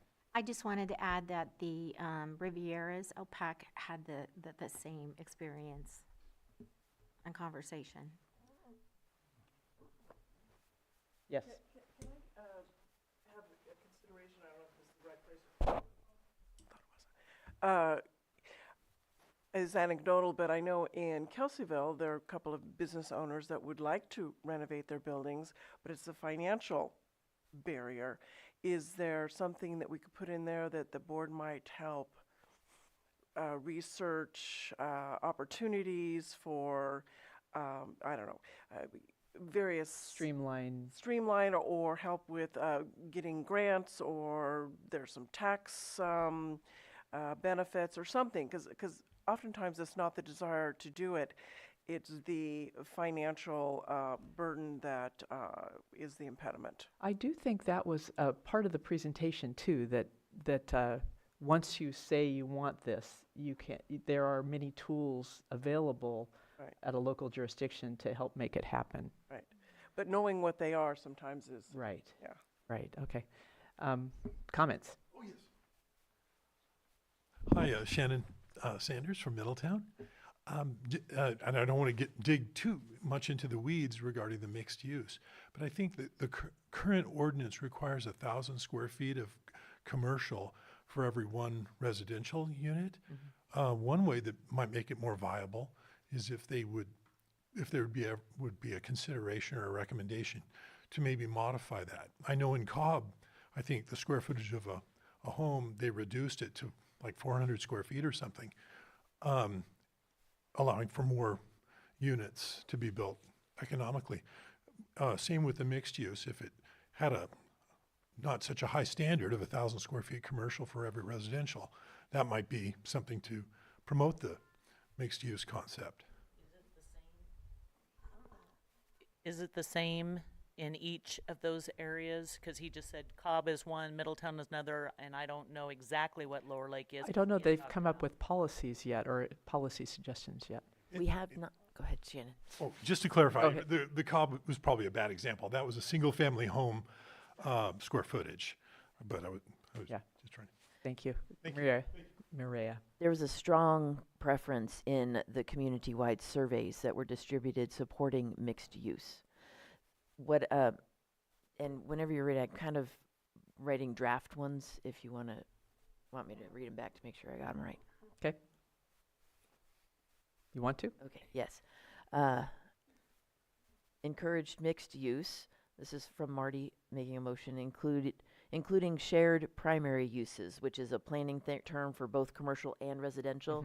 This would take care of that residential accessory or limited use, which Shannon just mentioned, be added as an option within community growth boundaries for both new planned development and existing commercial areas. Part of what Phil said was actually sounding like a different one, which is encourage walkable neighborhood planning for multimodal transportation. And then the third one, sorry, I don't mean to point, encourage county policy to seek options for ways to support mixed-use development. This could include governmental obstacles, funding sources, etc. Wow, that sounds good. Thank you. Okay, you agree? Second agrees. Any other comments? Wes. Yeah, I have just one. On that mixed use, I used to work in the Bay Area, and we call it live work. And it was a big deal down there. You know, the whole downtown Oakland, San Francisco, everything was being torn down and rebuilt with buildings underneath and people living above. And truly, that's the answer for a lot of the commercial stuff that's up here right now, is that, you know, the problem is the funding. You know, you mentioned the funding. So where do you get the money to, you're living in your house, you're making a house payment, now you got to find some money to go buy a commercial building or whatever to start your business up, and you got to have money for your business start. But the ideal, again, it's a dream like you know, talked about farm dream, is that if you lived upstairs and all you have to do is go downstairs to go to work, that's ideal. And at the same time, probably the cost of that, even that unit that's set up like that, would be equal to maybe just a little bit more than what you'd be paying for a house payment. And then that makes it affordable for people to get in there and try to do something.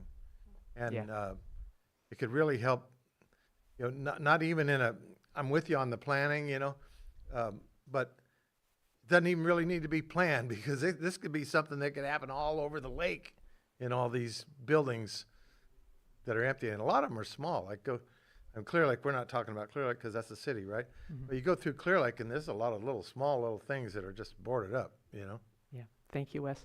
Anyone else? All right, I'll bring it back to the committee. We have a motion and a second. All in favor? Aye. Opposed? All right. Motion carries. Thank you. We are cooking with gas. There we go. All right, anything else that we have heard so far that we want to discuss and make recommendations to the board?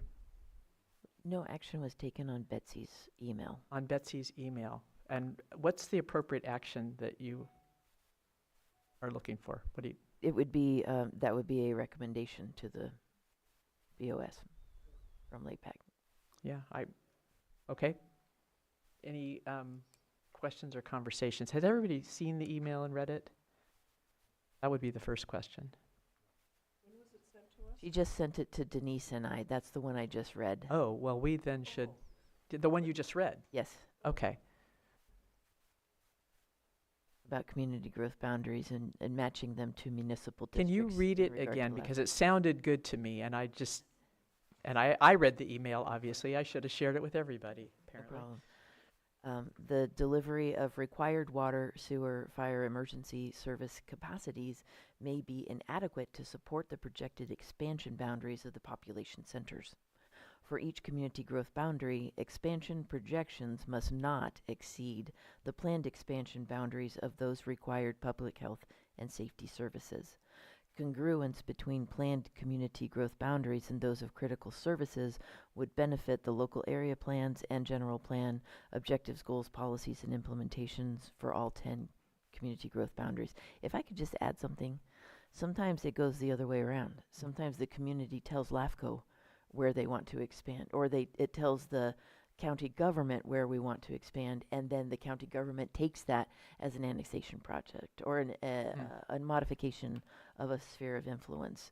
But the congruence in making sure that it matches, it Yeah, makes sense. total sense. Yeah. That does make total sense. Question?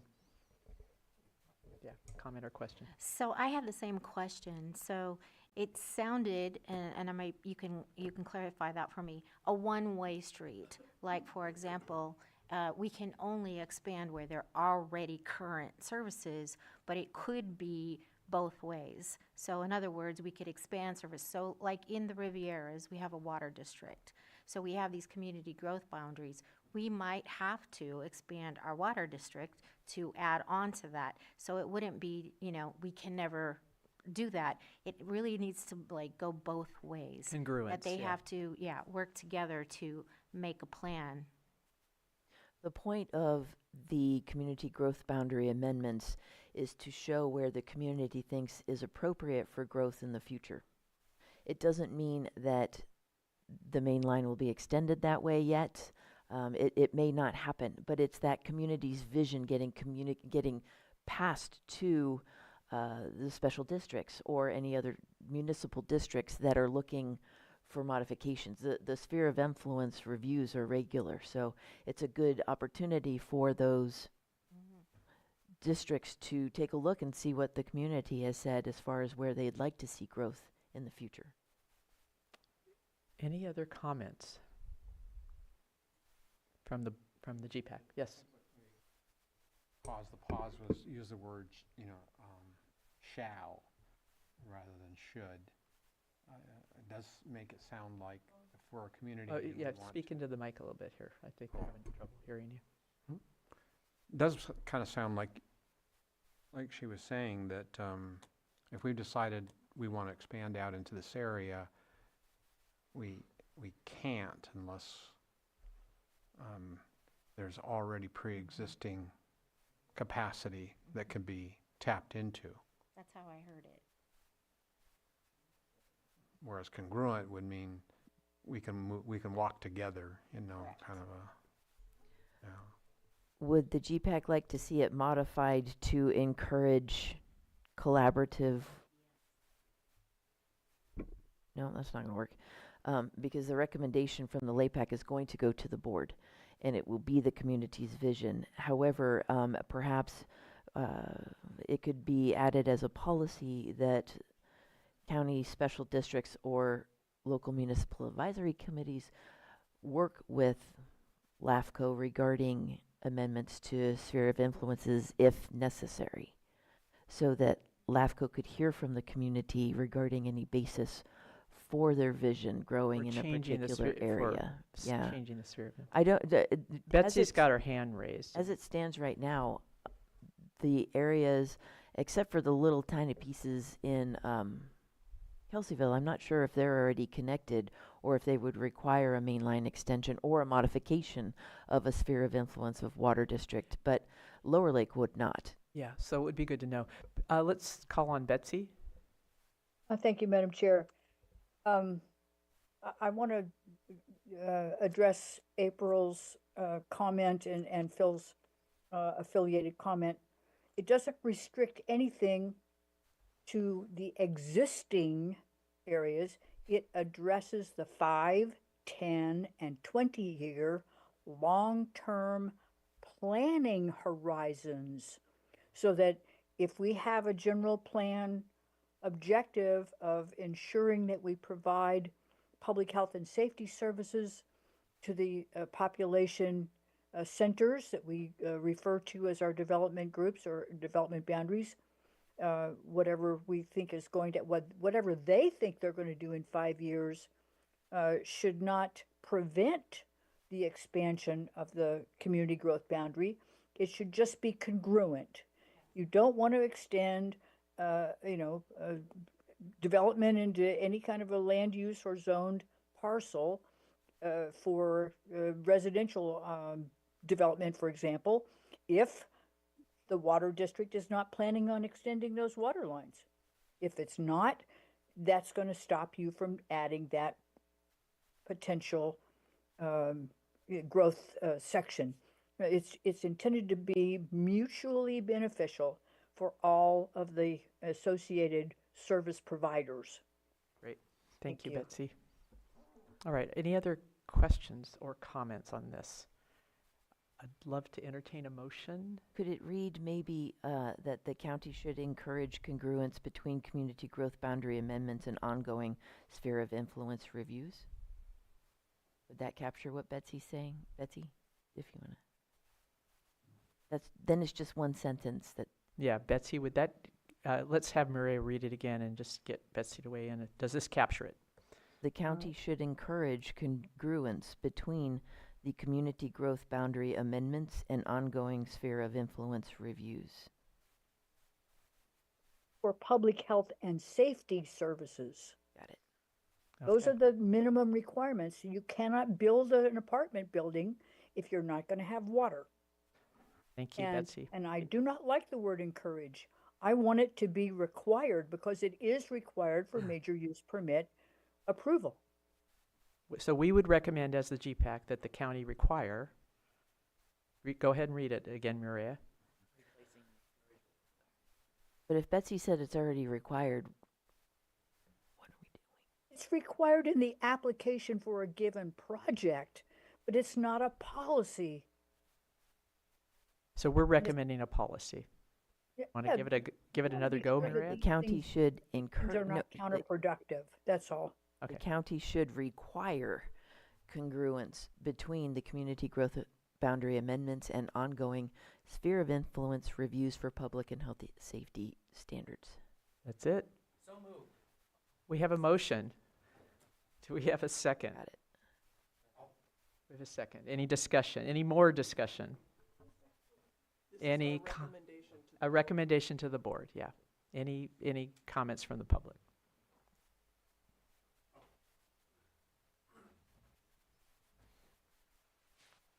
Shannon Sanders, Middletown. It comes to mind that on some developments that would be within the community growth boundary, that it would be where the certain utilities, water, sewer, that it would be possible, but not necessarily be at the site, and it would be incumbent upon the developer to bring those utilities over.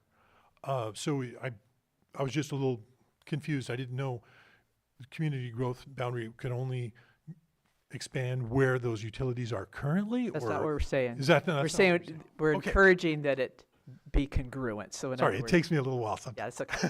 Thank you. It's okay to expand, but you need to be able to support it. All right. So we have a motion and a second. Any other conversation? All right. Motion and a second. All in favor? Aye. Opposed?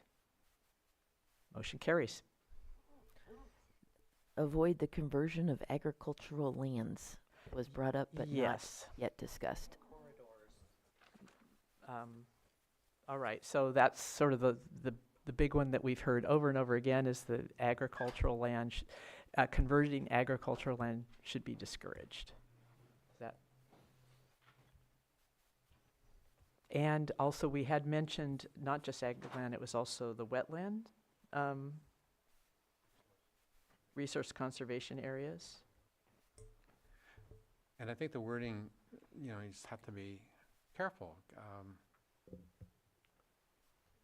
Do we want to go on record as saying no agricultural lands should ever be converted? Is that what you mean?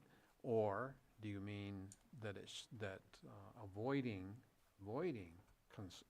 converting agricultural land without demonstrated significant need, or I don't know how it would do. There's wording there that doesn't trap you into a corner where people are going to say, well, the committee said, Well, LAFCO already says it, so and there's probably wording online somewhere that says, in the state of California, you want to avoid the conversion of ag land so that people can eat in the future. Right? It's also a very strong theme in the agricultural element of the general plan. So I think we could probably find a way to say we support that concept and just make sure the board recognizes that there's always pressure to convert ag land. Could we use the word preserve? Both ag and resource conservation.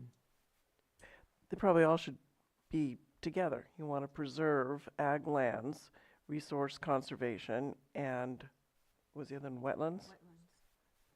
Preserve them. As a general policy. Correct. And this is actually coming from us, from all the LPACs, all the public input. I mean, it's not an isolated comment. Right. Yeah. All right. Is there some way to turn this into a motion so we can have a conversation about it? Yes. Madam Chair, Yes. Donna. this is Donna Mackwitz, Red Bud Audubon. Hi, Donna. Could you clarify, is cannabis considered ag? Ooh, that's a really good question. Yes, cannabis is considered an agricultural product by both Lake County and the state, which is different than an agricultural commodity. And does cannabis have the, this is opening a can of worms, does cannabis, is it required that cannabis meet the same stringent requirements that agriculture meets? Not at all. It's more. More? Yes. Okay. Madam Chair, this is Donna. Yes, Donna. Again, I asked because when Sharon Zoller did her great presentation at the Lake County Land Trust dinner, cannabis was not mentioned in all her reports. Thank you. I missed that one. Sorry, I was writing. I'm sorry. Say that again, Donna. When Sharon Zoller made her presentation at a land trust dinner, she went through all of the ag products and how we've done in Lake County, but cannabis was not mentioned in her half-hour program. Was cannabis in the ag report this year? It's just barely starting to have some data in. It's not at the same reporting requirement level as conventional agriculture. So Sharon probably did not have access to that information. Okay. That's correct. It was not included. So. Okay. It was not excluded. I think Catherine was talking about it getting into future crop reports, just not yet. Okay. Okay. Well, good. We need the data. Donna, do you have any request or motion that you'd like to make? I'll leave that up to everyone. I find our land so valuable. I hate to see any conversions, so I'll let you guys decide. All right. Margo. Thank you, Madam Chair. I'm not ready to make a motion yet, but I would like to add another thought as we get closer to a motion. I would suggest that we also, in addition to the sentiment of avoiding conversion of ag lands, to also steer clear of the loss of agricultural lands from production. Oh, that's kind of clunky. But in other words, there are some lands that have been, ag lands that have been rezoned, and they have not, maybe not yet have lost their ag potential. So what I'm looking at, and other people in the community are looking at, to stemming the tide that we don't lose that potential of ag lands for food production. Thank you. Okay, so let me see if I can sum up what you're saying.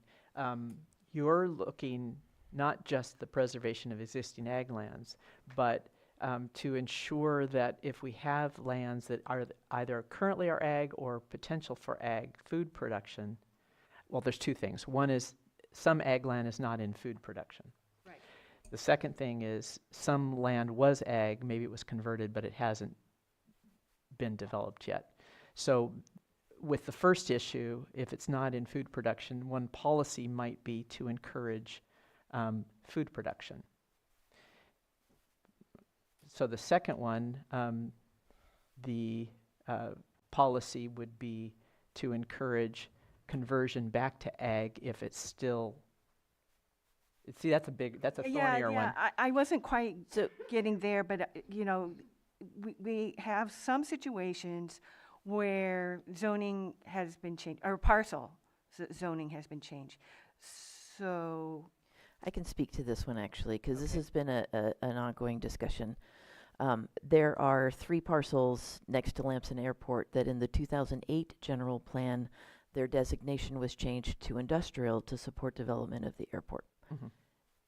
I don't know why, because I thought this was required by law, but after the 2008 general plan was adopted, there was not then a following updating of the zoning map, which it's required by law that the zoning district assigned mirrors, synchronizes. So we're behind. Yes, so I consider that one an error that the county has just not done, and we're in the process of getting that fixed now.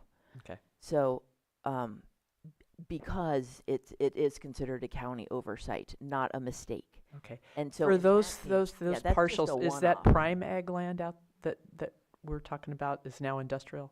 Just out of curiosity. Probably, it's a defunct walnut orchard. So, but it's right next to the airport, and so Right. part of the overall expansion and supporting airport supporting services, Mhm. I think was motivating to just changing those 3 parcels. Back in 2008. Correct. So it's a done deal. So I don't know. So I'm considering that a one-off. Okay. And so I think it would help clarify any Margot's sentence if we just don't consider that one. Can we set that one aside, Margot? I don't agree with the conclusion or how it's framed, but we can take it offline. Okay. Okay. So we'll take that one offline, and we'll go back to the first point you made, which was encouraging food production. Yes, to encourage food production. It is, as Sharon stated, we want to preserve our ag lands, those lands that are designated for agricultural uses. And those agricultural uses, we to preserve that, we don't want to see that potential eroded. Food production potential. Correct. Got it. Okay. All right. Any other comments? We don't have a motion on the table yet, but I'm looking for one. And we have 2 other types that we were talking about, and I'm wondering if it might be the same. Resource conservation. So I have preserve and discourage the conversion of agricultural lands and development within resource conservation designated areas. Okay. And Did I miss something? what was the wetlands? The wetlands are already in resource conservation, so Okay. that would handle creeks, riparian areas, wetlands. So preserve and discourage conversion of both ag lands and lands within resource conservation areas. Actually, I'd take out preserve, because if you discourage the conversion of ag lands and discourage the development within resource conservation, you are in fact preserving them. Right. Do you want to read something that would work then? Discourage the conversion of agricultural lands and development within resource conservation designated areas. Okay, that's almost sounding like a motion. Does it? So Does anyone want? Did you make that motion? Yes. Okay. We have a motion. At the first, could you say? You say conversion twice. At the first you say preserve? Say it one more time. Discourage the conversion of agriculture lands and development within resource conservation designated areas. So it's it's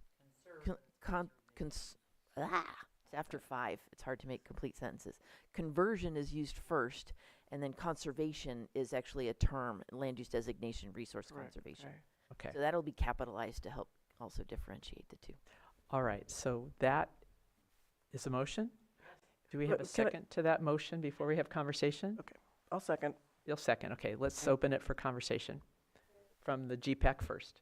So, Maria, how does that work with the designation of prime ag lands?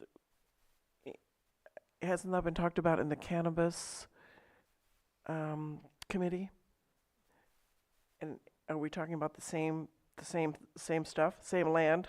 This would apply to any land with a general plan land use designation of agriculture. Okay. Thank you. Keep in mind, this is different than where you typically will always find agriculture. You can have walnut trees on rural lands. You know, prime ag uses are allowed in rural lands, rural residential, Right. and suburban reserve. And so within the ag. So the agriculture designation is typically reserved for areas with prime ag soils. That's the first four classes of soils. Low slopes. There's one other thing that I forget, but so those are preserved ag. Typically, the areas that you really want to preserve because they're the prime ag soils are going to have the agricultural designation.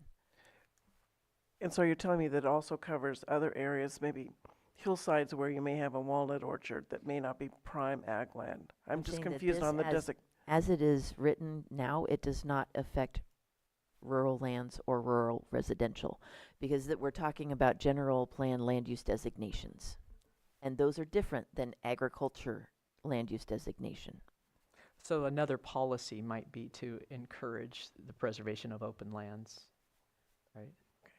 That's a whole different ballgame. That's a whole different ball. We can talk Yeah, about that 'cause later. that now gets into all kinds of really cool stuff like floodplain management. Yeah. Okay. All right, what we didn't do is we didn't talk about local food production in this particular motion, which we can take up as something separate, I suppose. So let's just look at this motion: discourage the conversion of agricultural lands.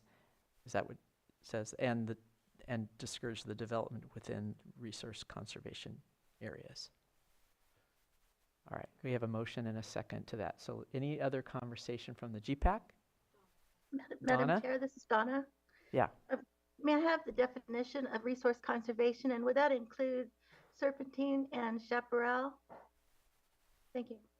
And old oak growth. No.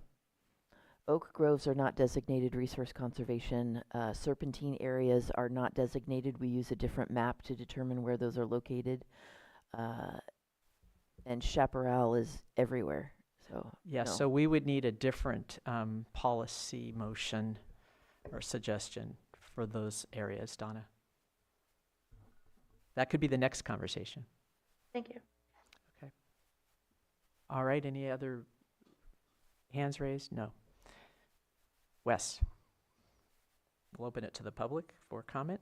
Thank you. The words by the member over here to not let that ag land get converted got kind of watered down when it turned into discourage.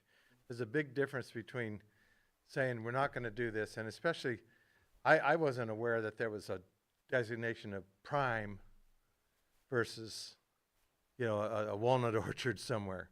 I thought it was all ag myself. I'm not that versed on it all, but to go from to say that this is going to apply to prime or to ag, which is prime, and we're going to discourage it. It's like, oh no, don't do that.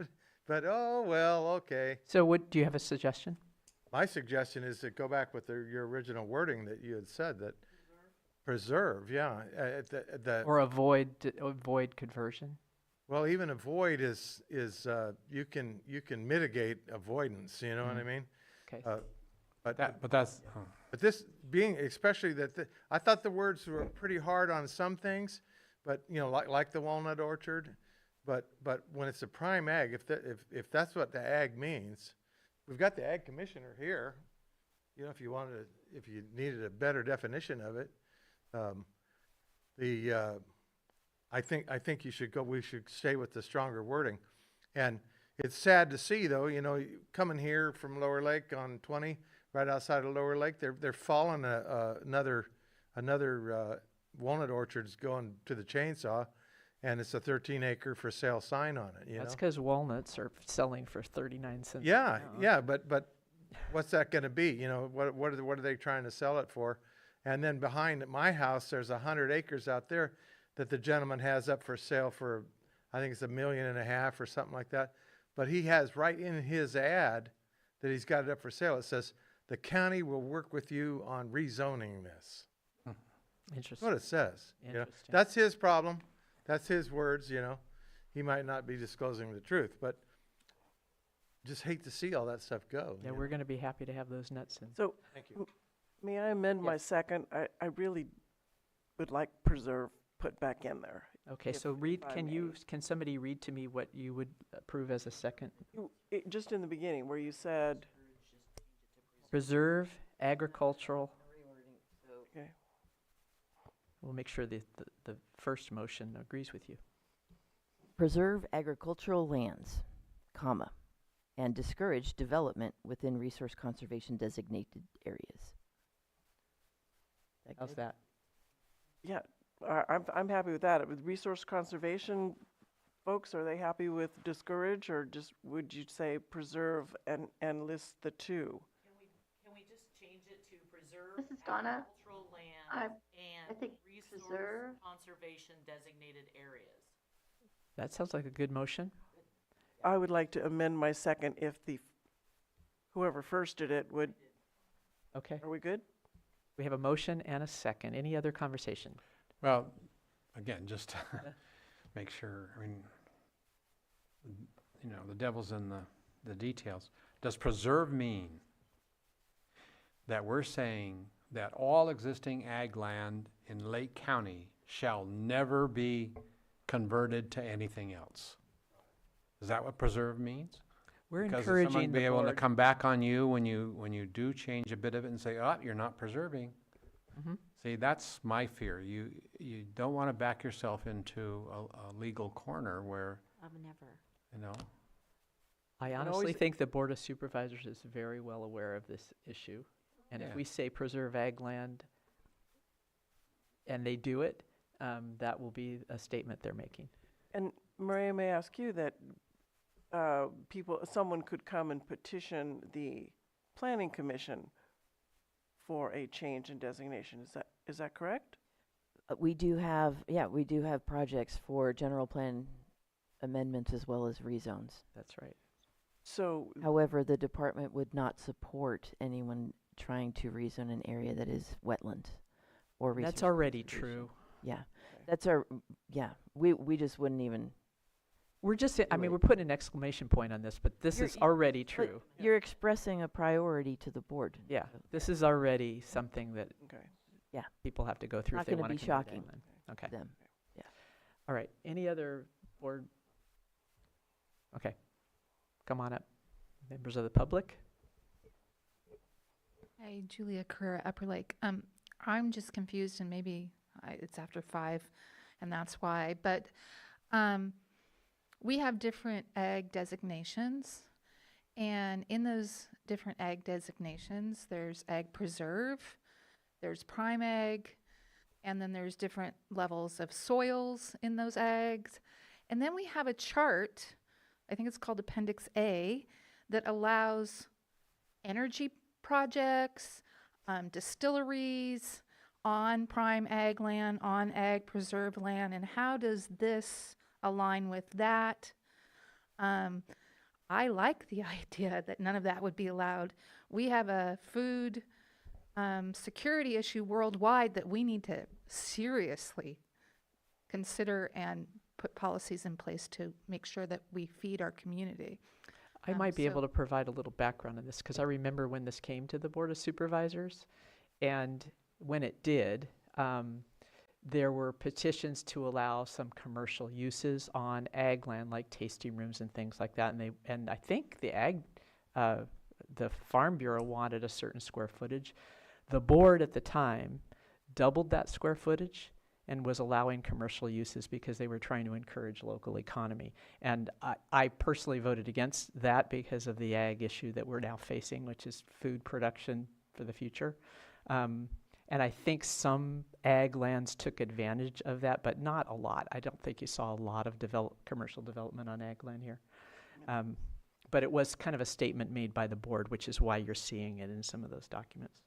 Well, the board and- can make and a different it's more statement. than tasting rooms. No, they were saying commercial, ag-related commercial usage, and they which had includes energy facilities, which I just yeah, at the time they didn't, but I don't know what happened after that. So it's happening now. Yeah. So I'm wondering how this motion would affect those commercial uses on ag lands. So I'll try to answer that, and you can tell me if I'm correct.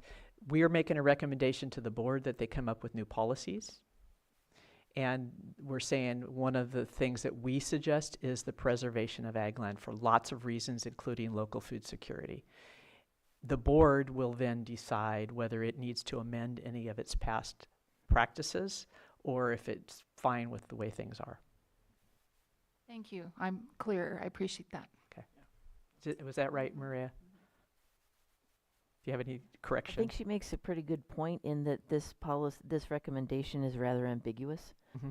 Preserving agriculture, I don't, if I were just looking at this, I would not necessarily know what that means. Preserve agriculture for local food production says more. However, there are a number of accessory uses allowed on agricultural lands that support the ag industry. And so that's why wineries were allowed there, and is to sort of stretch out the amount of use we get out of our ag and not just being a resource extraction parcel. So I would recommend that if the G.P.A.C has something specific in mind regarding the preservation of agriculture, that maybe we flesh that out a little bit. Okay, so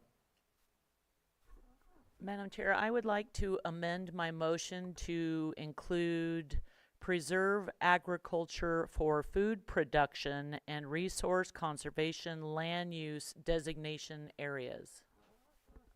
Okay. I'm okay with that. Okay. Second. Are we up for discussion? Yes. So I have a high level of ignorance on all of this. I'm not a part of growing anything, but my restaurant uses, a lot of produce and all of that. What I'm like, I feel like, isn't there already a really high bar just naturally to, if somebody wants to convert ag land to something that's not ag, isn't that like already almost an act of God? Go ahead. Well, I just think that our statement is in support of that bar. Of that bar, that we're just reiterating it as having input from all around the lake, and just reiterating it towards the Board of Supervisors to, as they move forward in any decision making, that's a filter for that. And I just want to, I really have a problem with absolutist statements, because it can lock you into something. For instance, I assume that everyone realizes that if we maintain agriculture as our primary use of land in Lake County, okay, that will preclude any substantial economic growth. It just I does. disagree with that. Oh, I completely disagree with that. You take the huge wineries out here, huge. I mean, you drive over the first set of hills there, it's all vineyard, as far as, which I love, by the way. I have a little vineyard myself. But the economic, benefit from a vineyard is, first of all, in terms of employees, you've got the owner, okay, who hires temporary help or, and so forth. And you've got some seasonal employment there. And he or she sells their product if the market's up. Right now it's down 20% for the vineyard, so they can't even sell their grapes. That the economic, in terms of taxes, of course, ag land is not taxed anywhere near, commercial or residential level. Counties that remained essentially 80 or 90% agriculture, 20 years from now, we can still be the third poorest county in California. Now to me personally, that's okay. See, but we'll have food. I already got mine, and I'm retired, and I love living here, and I love the fact there are no factories and no businesses to, and so forth. That's just great. No noise, no pollution. Who wouldn't want to live here? But I just think people should understand that when you make decisions, same thing about tourism. if an area bases its economy on tourism, that's very dangerous economically, because it's so volatile, so unpredictable, that any economics report you want to read on economic will tell you that depending on tourism is not a good thing. You know, so that's why I fear absolute statements like we're not going to convert. So if some clean industry, you know, comes in, you know, a Tesla or And they want to convert ag land? and they want to convert ag And land. they can't find an industrial parcel in all of Lake County? Well, I don't know. See, that's my point. I don't know. I believe we have enough land for residential development with infill and everything else, so we don't need subdivisions developed on ag land. We also have, if you look at it, we have industrial parcels. We are having a conversation about one of them right now that has never been developed industrially, but is Right. still available industrially. And that should be part of our report. Right, that's excellent. Yeah. Because that gives people the context of why you say you favor this. Because when you just say that, it sounds like you want to do this to the exclusion of any other possible future, you know, for the county. Okay, I But, understand, you know, Phil. And I guess my comment would be, I do understand that, but I also know that we have a mandate from the people who have filled out the surveys and attended the meetings bet. and said they want to keep the rural character of this place. Right. Yeah, go ahead. It's on. And so I agree with Phil too. There's also in the surveys that we want more opportunities economically for jobs. So you're saying they both can coexist, and that's something, again, I think that the three of us can't picture because we don't have that information. We don't have the map yet. Right, right. Okay. Fair enough. I would just say that one does not preclude the other. That's right. And the population that produces your food is 1% of the population. And what we want to do is make sure that we have a safe, sustainable food supply that we, and I say we, I mean the United States, are in charge of. And to preserve that ag land doesn't preclude having any of these other things in Lake County. Okay. But to make that statement, we want to remind those folks who just aren't aware of how that delicious dinner gets put on that table there in the saw shop. Yeah. So I just want, I think it's a reminder. It's not an exclusionary comment. Margot. Thank you, Madam Chair. So to your point, Weston, and to Sharon's, I'm sorry, to Phil's point, it's not so much being an absolutist, but it's our sending a message into the future. So future boards of supervisors can have the backbone and the public support to withstand. There is going to be incredible pressure to sell off ag lands, to convert in the future, if not right now, because a lot of landowners, they're hard pressed because they're not making a good living off of walnuts, pears, etc. So this is our effort to show support for future generations of Lake County residents and our leaders, so they can have the gumption to say, no, this is a value. This is a value, and we want to stand by our ag lands. Thank you. All right. Yes. And I agree with all that, and I look to be educated. Like, it's what I'm curious of is one. So I firmly believe, like, ag land for food. I think that is vital.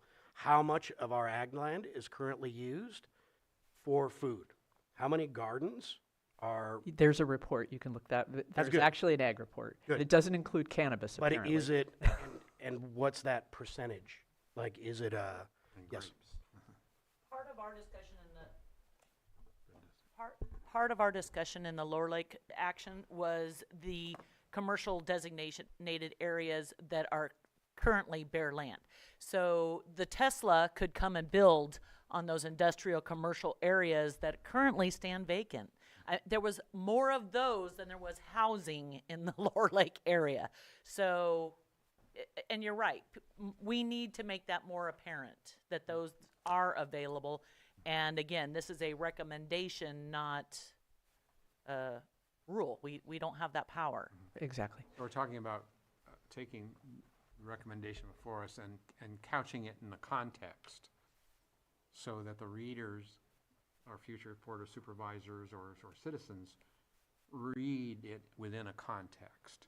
That we're not saying that Target can't we come want, in. that we're happy with being the third poorest. You know, we have, people talk to me about. Right, and the I fact that we think have there's 2 sheriff's legitimate deputies. disagreement that converting ag land is required for economic growth. I mean, that's where you and I have Right. disagreement, Well, because I people think we com- have plenty of People zone. complain to me about the fact that, do you know, Phil, that there are 2 deputy sheriffs on duty all night in Lake County? And you go, oh my God, how could that be? Because we can't afford a 3rd deputy. That's why. So where do we get the money for the 3rd deputy? I mean, the economic issues are real issues to people. They're safety and security issues, and people, I don't know, I feel like they want both. Well, I think they do, and And a job, and I want a job too. Yeah. they do want Both. economic opportunity, yeah. And I guess you're hearing a pushback because it doesn't, one does not preclude the other. You can have ag and you can have industrial and commercial development, and there's plenty of parcels zoned for that. And this is a great discussion, by the Okay. way. And we need to present our recommendations in that way. Incoherent, yeah. In a contextual way, so people understand we're not talking about one excluding the other. Exactly, okay. I'll let us move on. I just have one closing, which is that I think, you know, we have currently, right, I mean, walnut orchards being ripped out left and right. I know that, That's the price of walnuts right there. now I just lost his name, and Beckstoffer, I know that he's ripping out acres and acres of grapes right now. And so I think that the conversation for the county, as you know, preserving ag, but it is how do we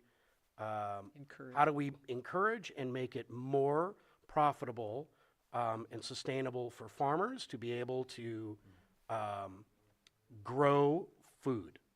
I mean, that is the crux of the conversation that we're having, which is food resources, and how do we make that more profitable and sustainable. Got it, thank you. All right. Monica, and then we'll go to Wes.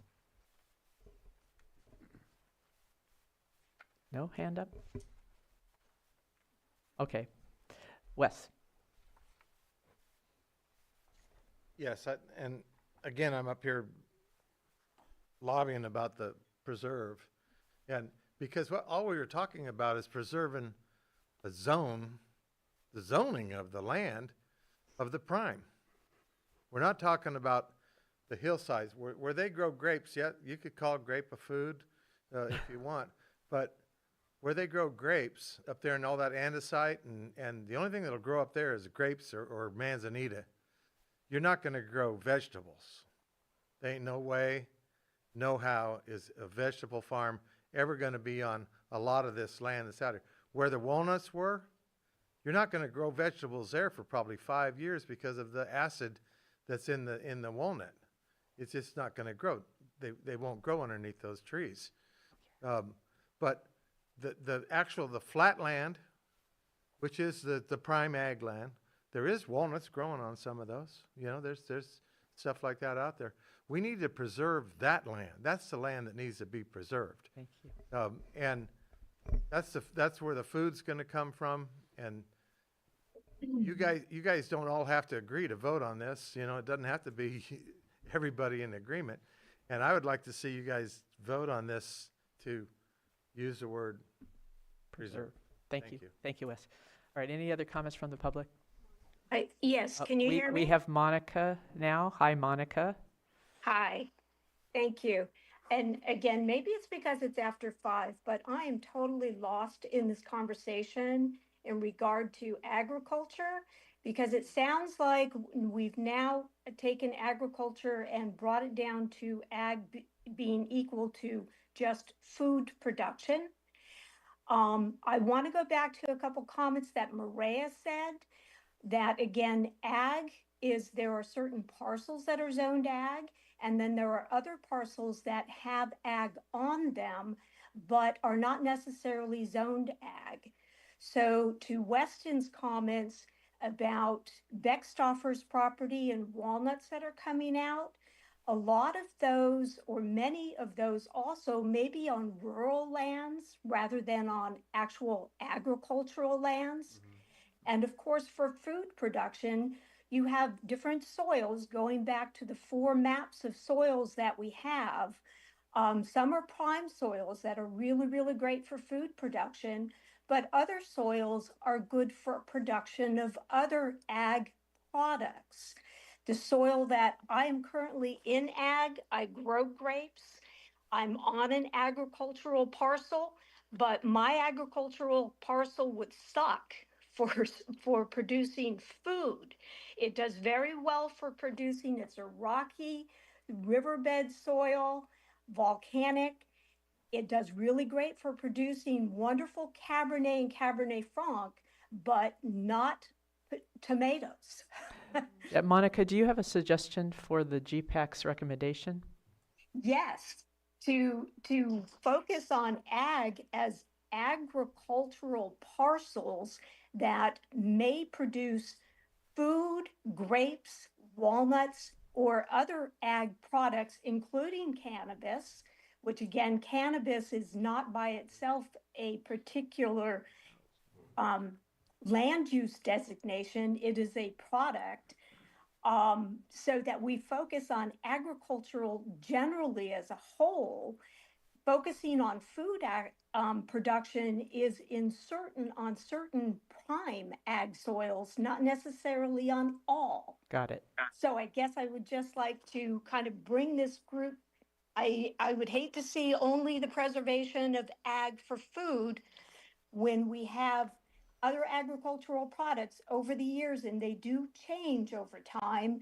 So we don't want to eliminate other agricultural products that have great economic impact, regardless of what Phil says, because I'm also going to suggest that you look to Sonoma and Napa that are big in wine and grapes and are doing wonderfully economically.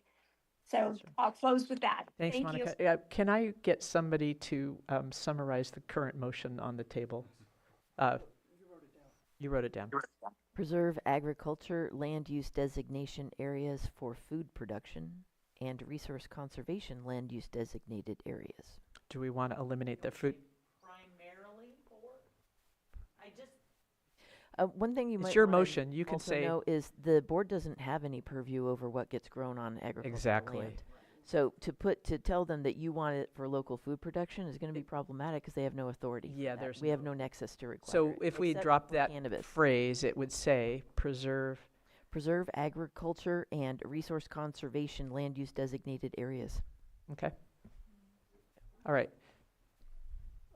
No. I'd just like to say that this is the richness of democracy, where we look at things and we're really uneducated and prepared to. You're not drafting a law. You're an advisory committee. I'm fully in support of that. You're just suggesting to the board, this is what these people said to us. Got it. You're not making a law. Thank So you. I think you can move on from my perspective. As chair, I would like to do that. Can I call the question? Yes. So any other urgent comments? Okay, let's bring it back. Let's state the motion as you would like it to be, for the person who made the motion.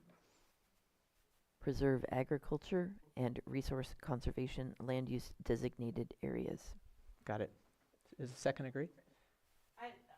I'm gonna say that I would like to see for food production in there somewhere. Do you want to say primarily for Primarily for food? food production. Okay. Read what you want the motion to be. It's your motion. Preserve agriculture. It would be preserve agriculture land use designated areas for local. Primarily for Okay, read me the motion. Primarily, yeah.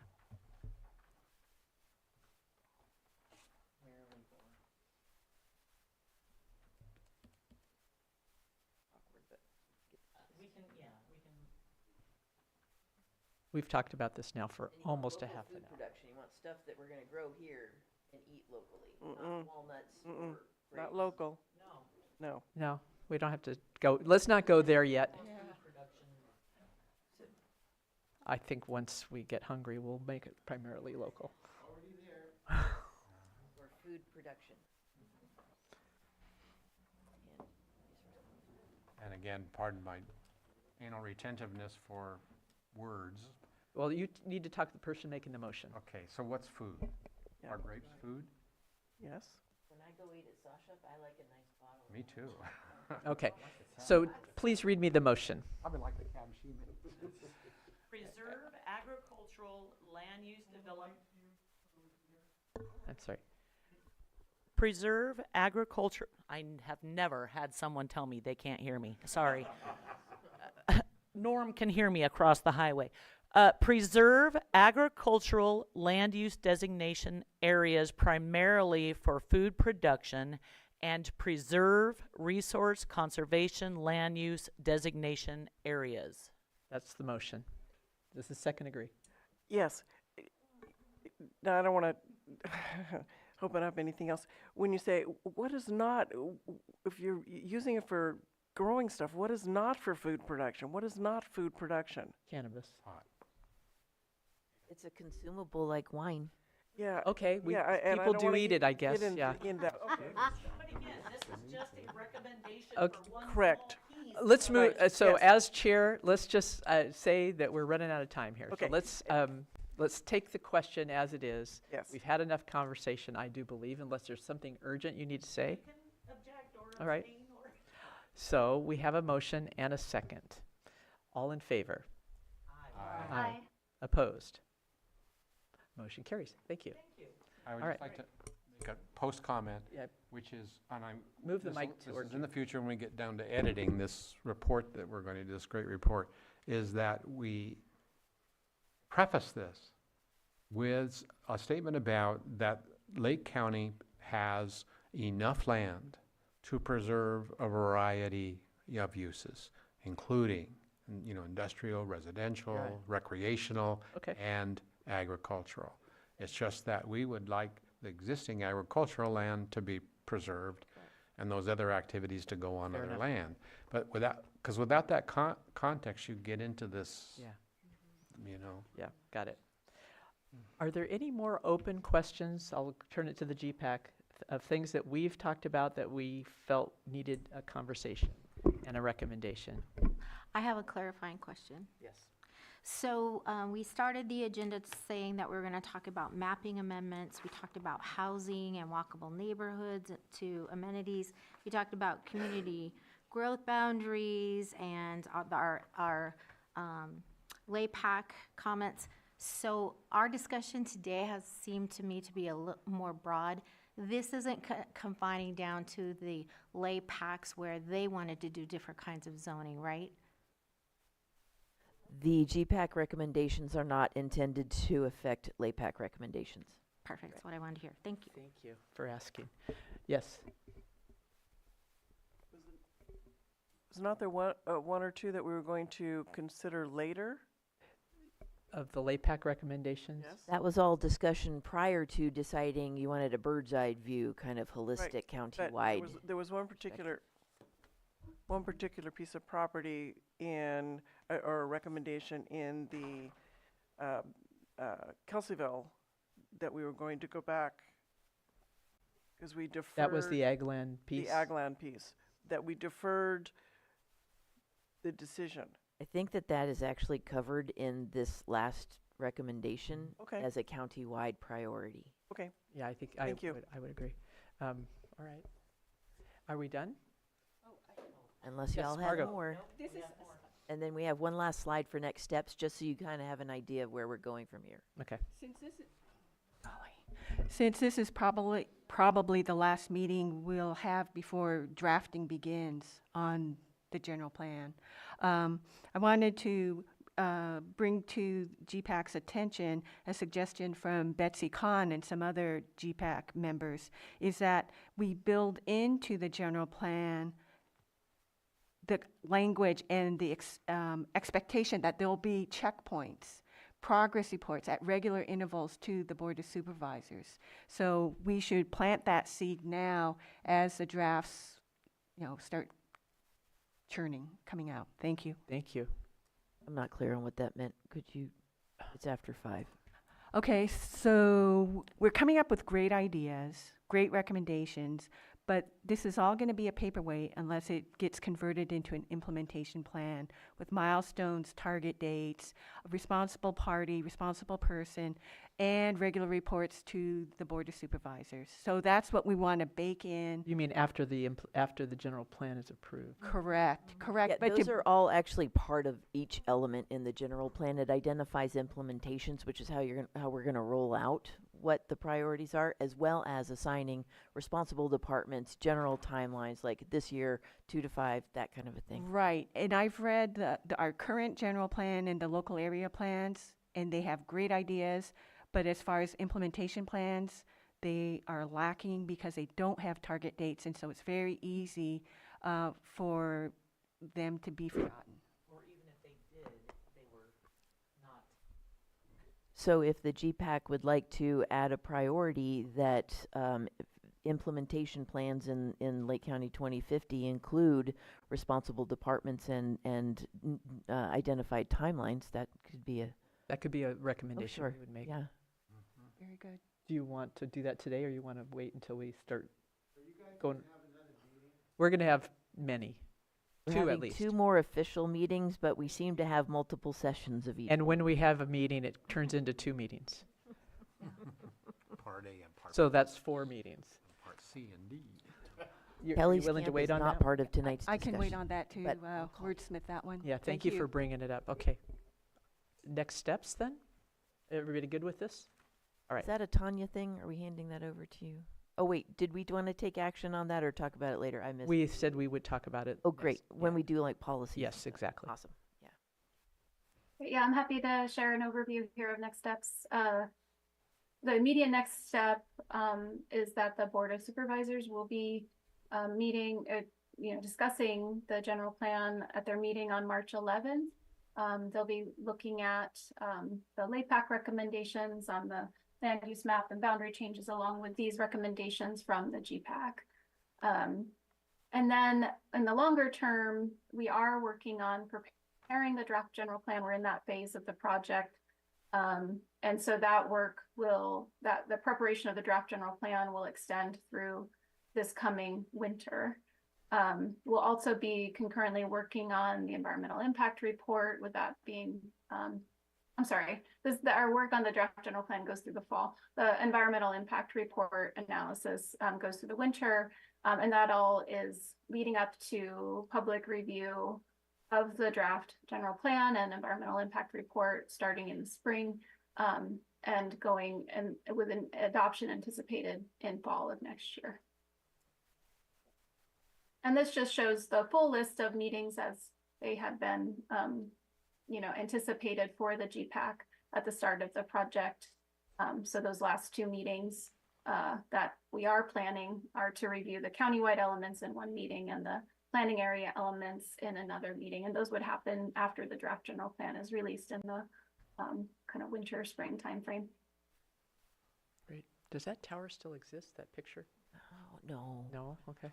Sorry. But also one last detail, you had a question for the group of, or maybe Phil did, where the 2 LAPACs disagree on planning area boundaries.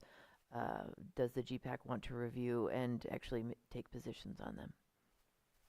Before I erase this from my list, I just needed to know. I think, did we want to take a position where LAPACs disagree, or would leave that to the board? Flip a coin? I know. No, up on the screen, please. And then additionally, you had mentioned possibly scheduling another G.P.A.C meeting for topics yet to be identified. And I just wanted you to see that again and tell, just because I'm going to put it on our next team meeting to sort of I think figure out a countywide timeline. elements and planning area elements are sufficient. When I'm realizing that one meeting sometimes ends up being 2 or 3, Yeah. I'm good. Okay, I don't great. need to add it. This is topic. good because the countywide elements and planning area elements are going to be spots where we can get that more concrete assignment of responsible departments and timelines. Because I Right. agree, what's the use of a implementation that doesn't tell you who's going to do it or when? You know, that's the things that I would shove way towards the future when I have time.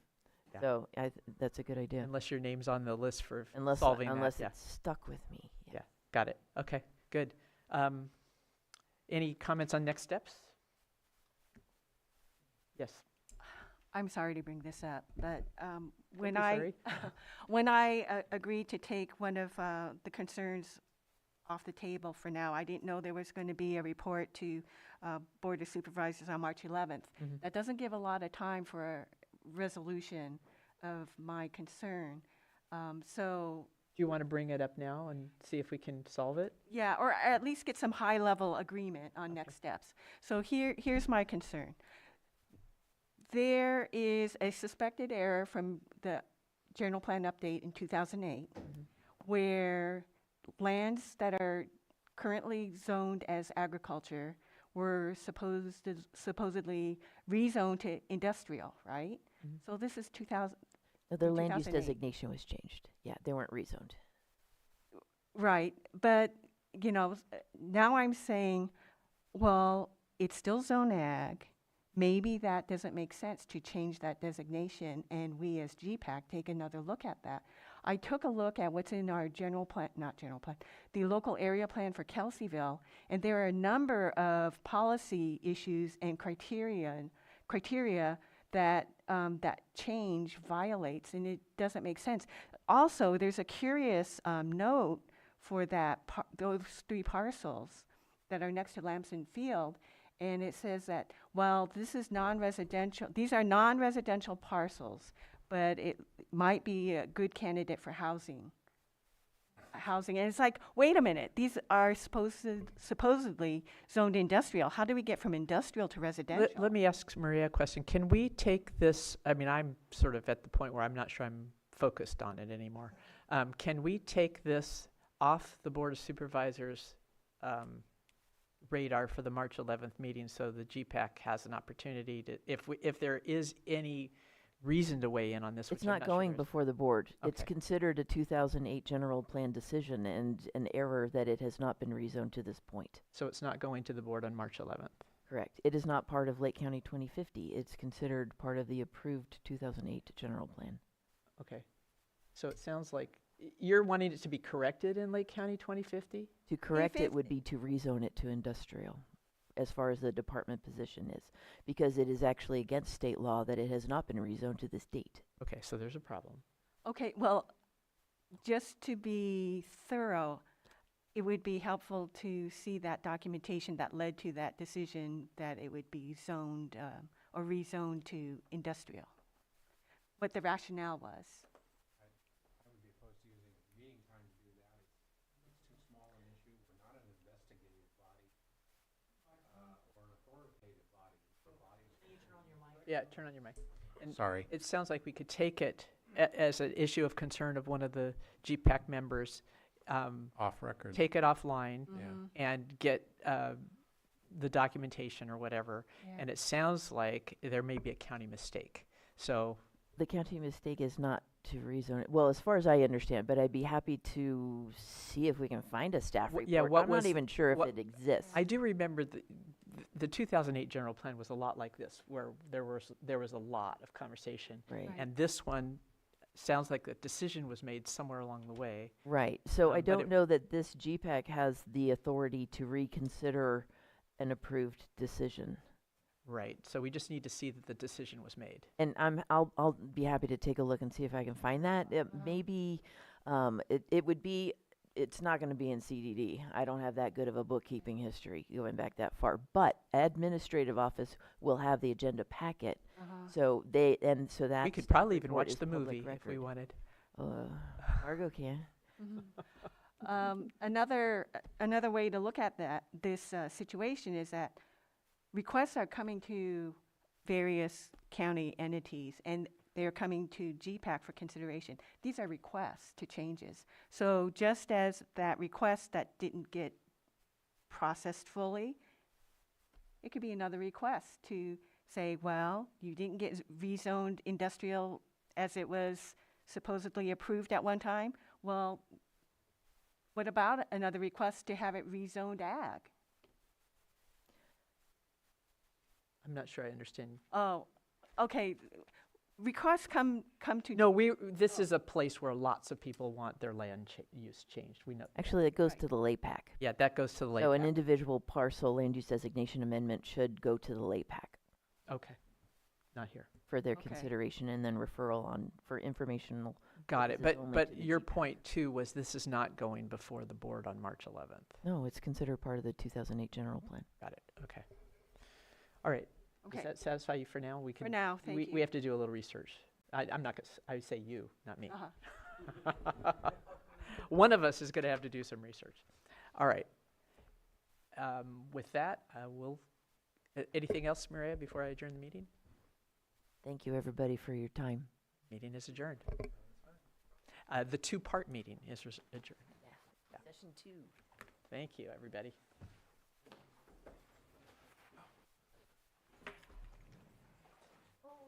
I understand. Yeah, fine. Michelle. We need them to tell us what day the decision is made. And then you can find what the outcome was.